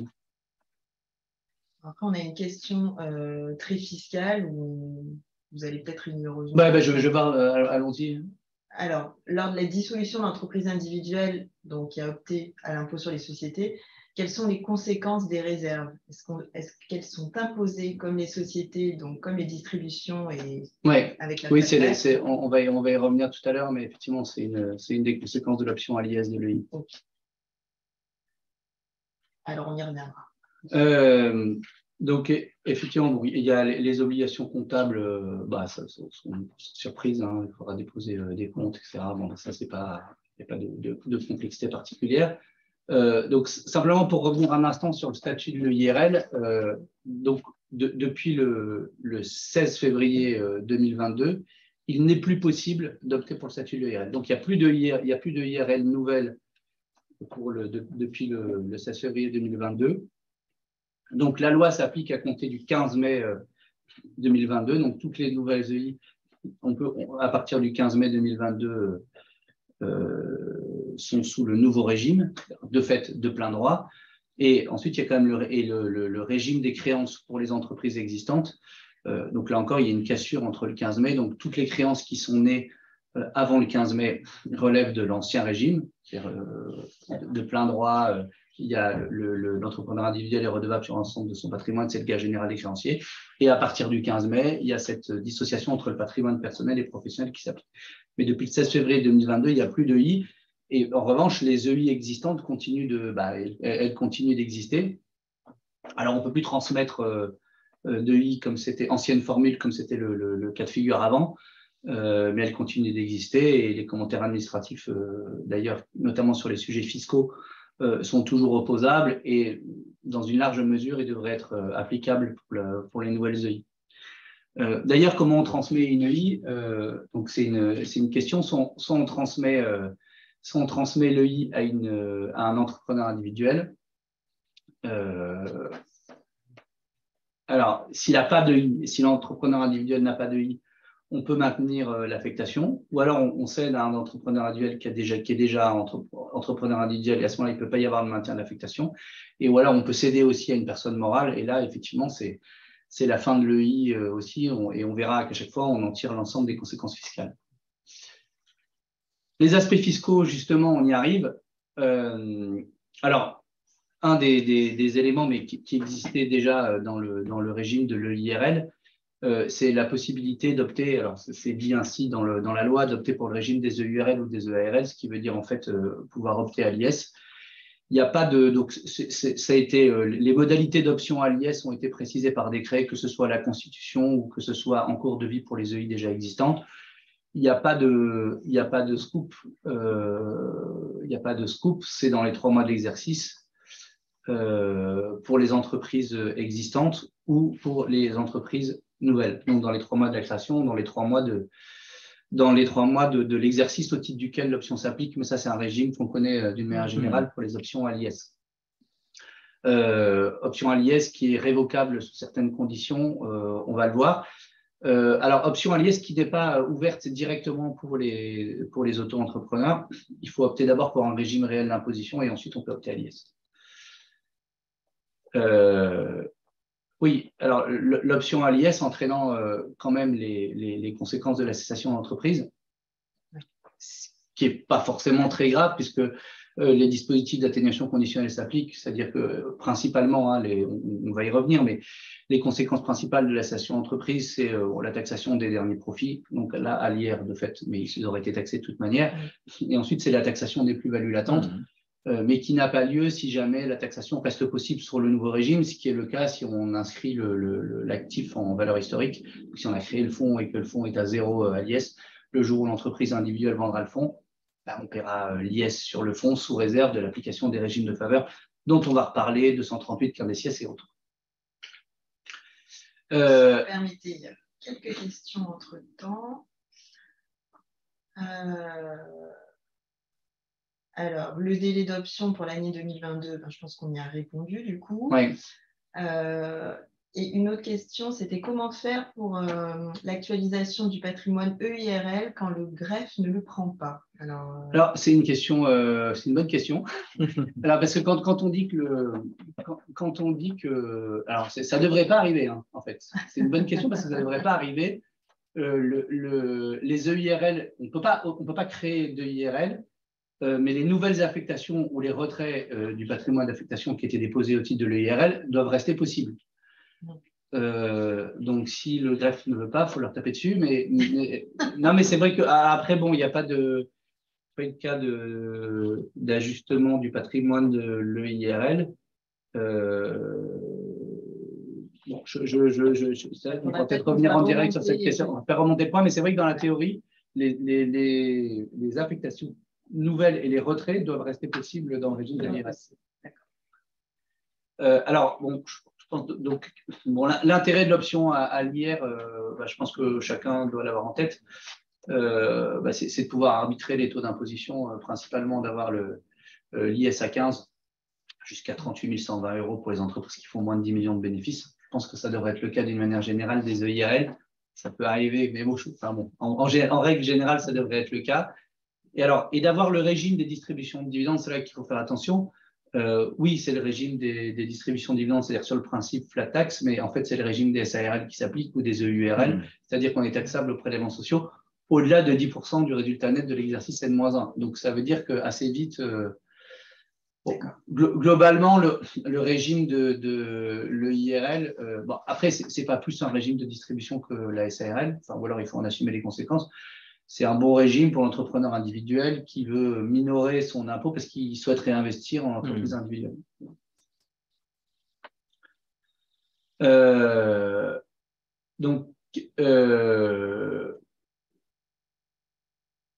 Oui, la révocation de l'option, après, puisqu'on va revenir sur les modalités de passage en société, ou IRIS et en société.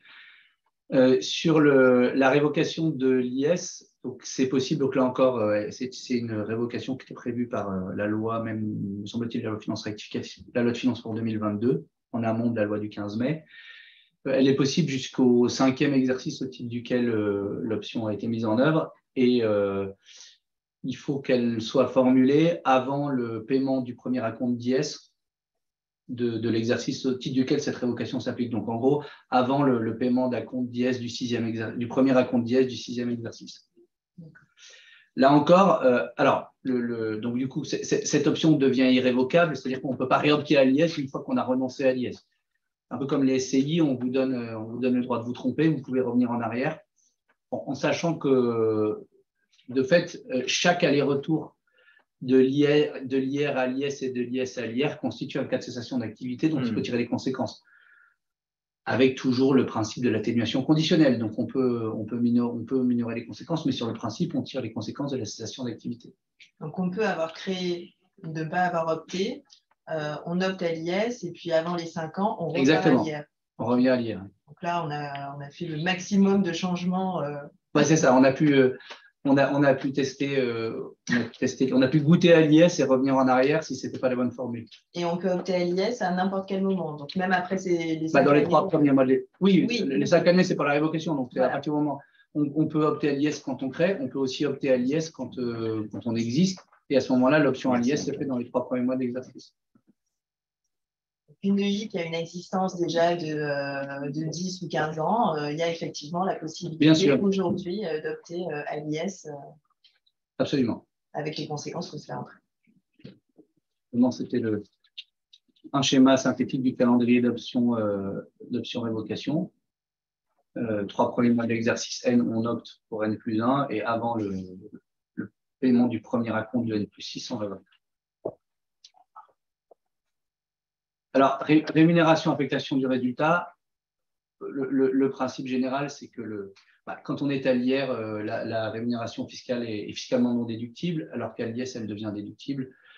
Et donc, on fait les flux donc de rémunération. Alors là, je ne vais pas faire la leçon des experts comptables, mais par le compte 644 et par le compte 108, qui est le compte de l'exploitant.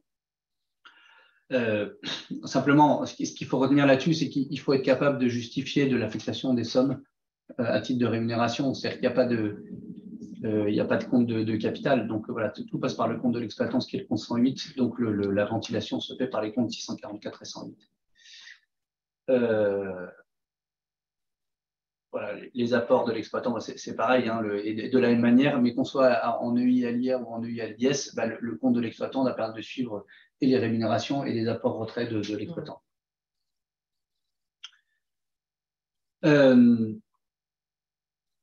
Alors, c'est un sujet important qui est celui de la transmission de l'EI. Alors là, ce dont on parle, c'est la transmission totale de l'entreprise individuelle. Ce qui est quand même un enjeu. Donc, il y a un régime qui est prévu en cas de transfert, donc de TUPP, de transfert universel de patrimoine professionnel, donc TUPP. Ce qui est un enjeu puisqu'on va transférer l'EI avec son patrimoine, c'est-à-dire avec ses créanciers, avec les sûretés, etc. Donc, c'est la raison pour laquelle il y a un dispositif qui a été mis en place. Alors, pour que de fait, l'EI puisse être transmise, mais pour tout de même protéger les droits des créanciers. Donc, il y a une publication au BODAC. Alors, depuis le 16 novembre, c'est plus seulement une publication au BODAC. On peut également faire une publication dans un journal d'annonce légale. Donc, ça date du 16 novembre. Ça ne change pas le principe. Il y a un délai d'1 mois qui court pour que les créanciers puissent former une opposition qui n'empêche pas le transfert, mais le cas échéant, ça impose à l'entrepreneur individuel de solder les créances. En clair, ça vise à vérifier si le recouvrement de la créance post-transfert du créancier sera en péril ou ne sera pas en péril. Bon, après, c'est sans doute un régime qui s'inspire de régimes assez classiques. Alors, ce n'est pas l'opposition de la cession de fonds de commerce, mais ça se rapprocherait plutôt du transfert dans le cadre d'une fusion ou d'un apport partiel d'actifs où effectivement on a une pub BODAC et à l'issue de ça, les créanciers peuvent former, ou de TUP, et à ce moment-là, les créanciers peuvent former opposition et il y a une logique de cantonnement et de traitement de ces oppositions. Alors, en sachant que pour que cet apport puisse être puisse être réalisé. Si on apporte à une EI qui est nouvellement créée, il faut que, en clair, qu'on n'apporte pas un truc en cessation de paiement, c'est-à-dire que l'actif disponible soit supérieur au passif exigible. Mais alors, ceci étant dit, le texte vise que les apports aux entreprises nouvellement créées. Il faut que ni l'apporteur ni le bénéficiaire aient été frappés de faillite personnelle. Et après, les règles classiques s'appliquent, notamment, il faudra avoir recours à un commissaire aux apports si on est dans le cas prévu par le Code de commerce. Ça, il n'y a rien de majeur. Ensuite, c'est vrai que l'ensemble des règles, même s'il y a un principe de transfert, l'ensemble des règles applicables en transmission du bail commercial, dans la généralité des cas, sera possible. La cession de dette, etc. Toutes les cessions qui nécessitent la réalisation de formalités particulières resteront applicables dans le cadre de cette transmission.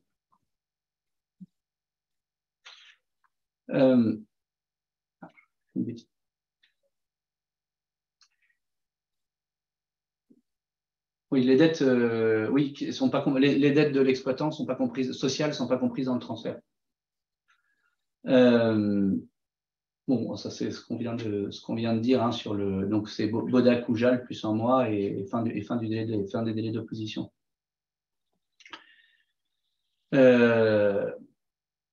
Donc voilà, ça c'est ce qu'on disait à l'instant, hein, si on reprend les critères de la TUPP. Donc ça n'a pas pour objet de bloquer le transfert, mais simplement le juge pourra ordonner le remboursement de la créance dans certains cas,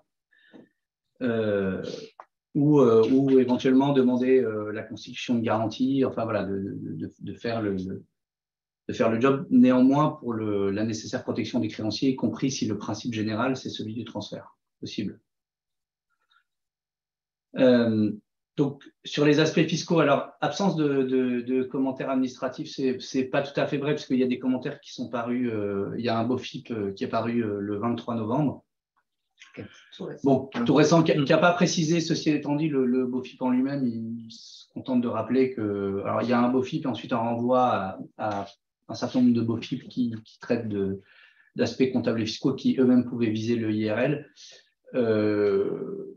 Le BOFIP paru se contente de préciser qu'il y a un nouveau régime qui s'applique, que l'ancien régime, on ne peut plus opter pour l'ancien régime, mais qui continue à s'appliquer, que les commentaires administratifs sont posables.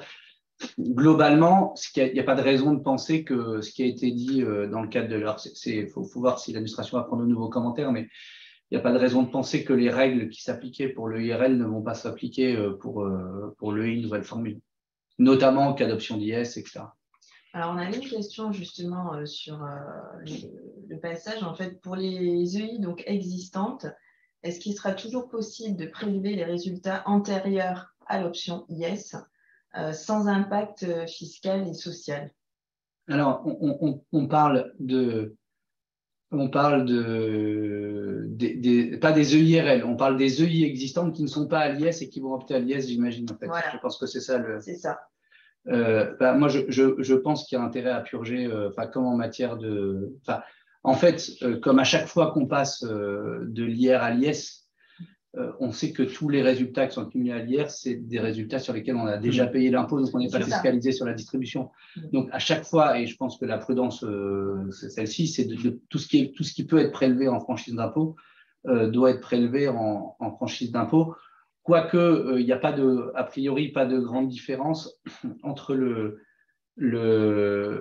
compte 108, en fait, qui est le compte de l'exploitant, même à l'IS, il peut être prélevé.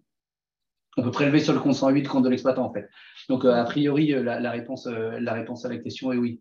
On n'a pas la même contrainte effectivement, que dans une SARL ou dans une URL. Après, ou sinon, peut-être séparer le compte 108 en deux avant IR et puis une fois IS. Ça peut être une idée. Oui. En fait, le scinder. Oui, on peut le scinder. Enfin, de fait, il faut suivre ce qui peut être pris. Je dis ça parce que sur une URL, c'est ce que je fais en fait sur les réserves. J'ai scindé le compte pour pas qu'il y ait de sujet justement au moment de la bascule. Voilà. Ouais. Alors, voilà, ça, c'est des réserves qui ont déjà subi l'impôt. Donc, avant. Alors attention, c'est vrai que sur une URL, alors ça permet de les identifier de fait. Mm. Et sur le URL en tant que tel, là, du coup, qui en fait, quand on opte à l'IS, qui est en fait une SARL. Donc le jour où on opte, il faut acter de la distribution des réserves, à mon avis. Mais après, il faut aussi que la trésorerie Oui. puisse le permettre. Ouais, on peut mettre un compte courant et qui ne sera pas taxé. Mais c'est vrai qu'on. Ce serait votre conseil alors. Ouais, mais la difficulté de l'EI, c'est qu'il n'y a pas de. Compte courant. Il y a pas, voilà, il y a simplement le compte de l'exploitant, mais qui fonctionne en fait de la même manière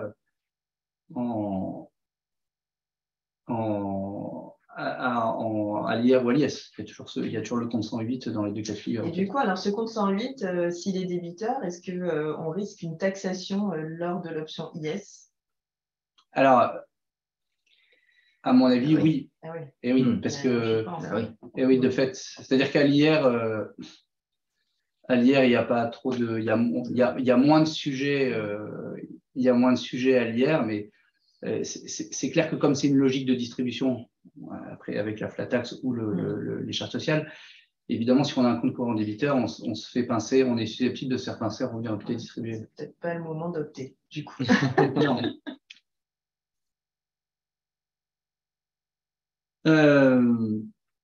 Donc, d'une manière générale, hein, quand on transmet le donc on a vu au plan juridique comment se déroulait la transmission de l'entreprise individuelle. D'une manière générale, quand on cède l'entreprise individuelle, on constate les conséquences de la cessation d'activité. Donc, si on a une EI à l'IR, eh ben on a une imposition immédiate du résultat, en sachant qu'il y a des exonérations qui sont possibles. Hein. On peut appliquer les 238 15 des sièges, 151 7 donc ça, il ne faut pas l'oublier. Il y a peut-être même une formule intéressante, je pense, dans le passage à l'IS, qu'on a pu pratiquer pour les EIRL déjà existantes. En fait, c'est de dire soit on peut réévaluer avant de passer à l'IS. Par exemple, si on a un fonds de commerce, on peut décider de réévaluer et affecter l'écart au compte de l'exploitant, par exemple, et financer et récupérer l'argent. Ça peut être c'est un espèce de LBO sur l'EI, en fait, qui ne nécessite pas le transfert physique de l'activité. D'accord.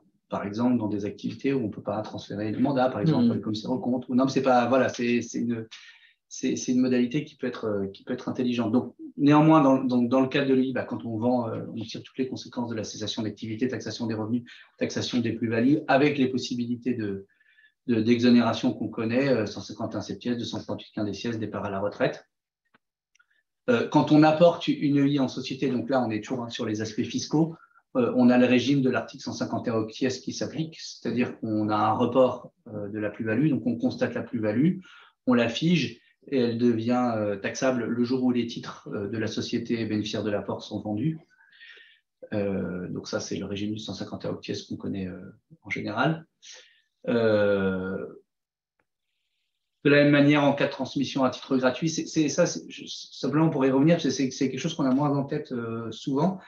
Mais quand on transmet une entreprise individuelle ou les titres d'une société qui est soumise à l'IR, en cas de donation ou en cas de décès, il y a une taxation immédiate des plus-values avec une possibilité de report si jamais l'activité est ensuite exercée pendant 5 ans, ce qu'on vise par l'article 41 du CGI. Et donc, de la même manière, ce dispositif va s'appliquer à l'EI et à l'IR. Alors, transmission, si on a opté pour l'assimilation. Donc, la cession, alors c'est là qu'est la cession d'une EI qui a opté à l'IS, c'est assimilé à c'est comme une cession, de URL. Donc, ça, c'est la règle. C'est-à-dire qu'on a une imposition des plus-values sur les titres, comme de la même manière. Et sur le fonds, sur la branche d'activité, il y a une exonération du 238 15 des sièges qui est possible. Alors,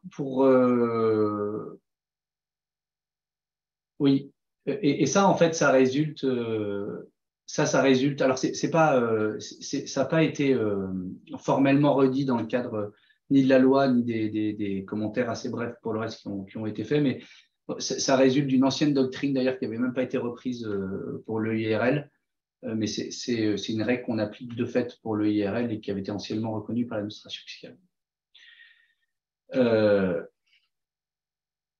Donc, oui.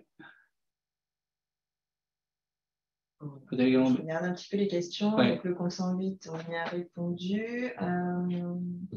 Une EIRL déjà existante peut-elle également bénéficier du transfert intégral du patrimoine professionnel à une nouvelle société créée sans procéder à sa liquidation? À une société? À une société. Non, si on transfère à une personne morale, de fait, on liquide.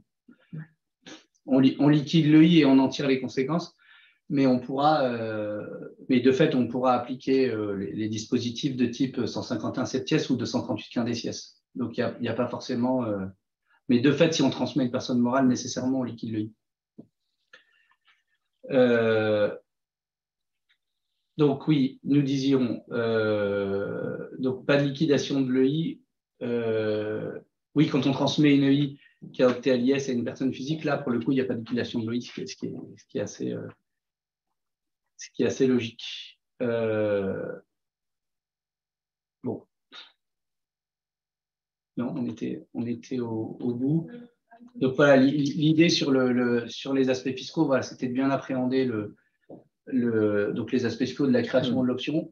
Donc il y a les modalités de l'option option IS et révocation de l'option IS sous certaines conditions. Et ensuite, il y a toutes les conséquences fiscales qui concernent la transmission. Donc quand on cède une EI, donc sauf EI à l'IS, comme on vient de voir, d'une manière générale, on met fin à l'EI. Notamment quand on transmet une personne morale, qu'on soit à un individuel, ou qu'on soit à l'IS ou pas à l'IS, quand on transmet à une personne morale, on liquide l'EI, et quand une EI IR est scellée, de fait, on liquide l'EI. Mais il faut avoir conscience, enfin, en tout cas, il faut bien avoir en tête que dans ces cas-là, on peut appliquer d'une manière générale, et ça a été dit par l'administration, notamment dans les commentaires de l'IRL, on peut appliquer les régimes d'exonération fiscale que maintenant on connaît bien, qui sont assez efficaces, notamment parce que l'ordre des experts comptables est efficace au niveau national, et grâce aux Marseillais. Mais donc on a des dispositifs de 138 quindecies, 151 septies, voire 151 septies A en cas de départ à la retraite, qui sont susceptibles de s'appliquer. En conclusion, vous conseillerez d'y aller ou d'attendre encore un peu Alors, vous parlez quoi, de l'option IS ou de l'EI en général? Parce que l'EI en général, on n'a pas le choix. Ça s'applique. Ça, c'est un régime qui est indépendant pour tous. Et là, il faudra subir voilà, les incertitudes, on sera obligé de les subir. Pour le reste, sur l'option IS, moi, je crois qu'il n'y aura pas. Après, ça dépend de chacun. Je pense qu'il peut y avoir des opportunités peut-être de faire des opérations de refinancement. Voilà, faut pas négliger cette partie-là qui est intéressante. Et après, je pense que ça ne changera pas fondamentalement, sur le plan fiscal en tout cas, ça ne changera pas fondamentalement le raisonnement qu'on avait vis-à-vis de l'EIRL entre être à l'IS ou pas à l'IS. Finalement, les incertitudes, à la limite, elles sont plus… elles sont plutôt juridiques, exactement, elles sont plutôt côté juridique que fiscal. Je ne pense pas qu'on ait de surprise. Alors, il y a des éléments d'imprécision juridique qui auront des conséquences peut-être fiscales, cette sorte de part de SCI, bon, on ne comprend pas trop ce que le législateur a voulu dire, comment comment l'administration fiscale va en tirer les conséquences pratiques. Mais en dehors de ça, honnêtement, je ne pense pas qu'on ait on ne va pas changer notre référentiel par rapport à ce qu'on connaît sur le IRL à l'IS. Alors, lors de la dissolution de l'entreprise individuelle à l'impôt sur les sociétés, quelles sont les conséquences des réserves? Sont-elles imposées comme… On est taxé sur le boni. Comme c'est le même régime qui s'applique que dans une URL à l'IS, c'est-à-dire qu'on est aussi taxé sur le boni. Est-ce que vous pouvez réexpliquer les conséquences option IS et les reports d'imposition? Alors, peut-être en résumé, vraiment… Alors, juste simplement, report d'imposition. Alors, je comprends la question, en fait, c'est de comprendre les deux différentes situations en fait, qui sont évoquées. La première, c'est de dire on opte à l'IS. En principe, quand on opte à l'IS, c'est une cessation d'activité, donc ça entraîne la taxation des plus-values latentes. Sauf, et ça c'est un principe qui s'applique depuis toujours, qui est le principe de l'atténuation conditionnelle, c'est-à-dire que si l'imposition reste possible sous le nouveau régime, on ne taxe pas la plus-value. Donc si vous inscrivez le fonds à sa valeur historique, donc vous avez créé le fonds, vous optez à l'IS, le fonds il est pour 0, encore une fois sous réserve des exonérations qui devraient s'appliquer dans une large mesure aux EI, vous avez votre fonds pour 0, si vous le vendez 100, vous aurez bien une plus-value de 100. Donc ça reste possible, donc on ne taxe pas. Ça c'est l'atténuation conditionnelle. Et après, vous avez le système du report d'imposition qui s'applique en cas d'apport. Vous apportez une EI, donc au terme, vous appliquez un fonds, vous apportez un fonds de commerce que vous mettez en société. Clair, c'est ça que ça signifie. Vous allez bénéficier du régime de l'article 151 octies du Code général des impôts qui prévoit un report d'imposition. Donc la plus-value est figée, elle ne bougera plus et elle est reportée jusqu'à la cession des titres de la société bénéficiaire. Donc, quand vous vendez les titres, la plus-value tombe et c'est une plus-value hier que vous payez à ce moment-là. Alors, on a aligné, avant, il y avait des écarts de taux, on ne payait pas tout à fait les mêmes, les impositions n'étaient pas tout à fait les mêmes. C'était une plus-value long terme à 16%. Enfin, depuis la flat tax, alors ce n'est pas la flat tax, mais c'est 30% quand même. Donc, on a aligné les taux, mais vous payez cette plus-value le jour où vous vendez. Ce qui doit amener à se poser la question qu'on se pose généralement dans les restructurations ou dans les apports, est-ce qu'il vaut mieux apporter ou est-ce qu'il vaut mieux vendre? La problématique des plus-values figées, c'est que quand elles tombent, elles tombent. Alors, le régime des toutes les plus-values, ce n'est pas le même, mais en tout cas, cette plus-value-là, quand elle tombe, elle tombe. Donc, si on a une incertitude ou sur la valorisation ou sur l'évolution de l'activité, c'est vrai que la cession, qui peut être l'occasion de procéder à un refinancement, n'est pas forcément une mauvaise solution. D'accord. Et enfin, on a un commentaire du coup qui nous dit que la composition du patrimoine professionnel, donc y compris détenu via une SCI, qui est aussi donc une société civile comme pour les LMNP, donc il est quand même important de savoir. Donc là, je sens effectivement une inquiétude. Non, mais c'est une bonne question, mais du coup, on va regarder la question du LMNP. Après, c'est vrai que il y a la question intéressante au plan théorique. Après, au plan pratique, de fait, on parle du recours des créanciers sur le patrimoine. En général, les créanciers, c'est le prêteur. C'est vrai qu'il se retourne contre eux. Mais on regardera, on donnera une réponse à la question, au moins théorique, de savoir si on est dans ce cadre-là, compte tenu du fait que c'est une activité civile. Est-ce qu'on rentre bien dans la définition de l'EI? Et ça, c'est une bonne question. Donc, je vais y répondre. On a fermé le fil des questions. Merci beaucoup pour toutes ces précisions. Merci à vous.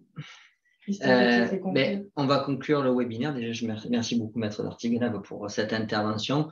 L'objectif, c'était de donner une information, parce que c'est vrai que le fait de faire ça en 50 minutes, c'était quand même un exercice, mais l'objectif, c'était de donner de l'information pour ceux éventuellement qui s'y étaient pas encore intéressés à cette réforme, et elle va bouger puisqu'il y aura encore des commentaires, il y aura encore de la doctrine, il y aura encore plein de choses qui vont arriver.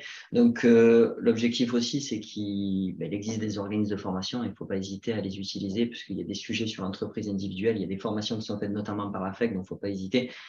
En 50 minutes, vous avez balayé l'actualité, c'était très, mais il faut aller beaucoup plus loin et les questions, on a vu, étaient très précises. Donc déjà, merci beaucoup.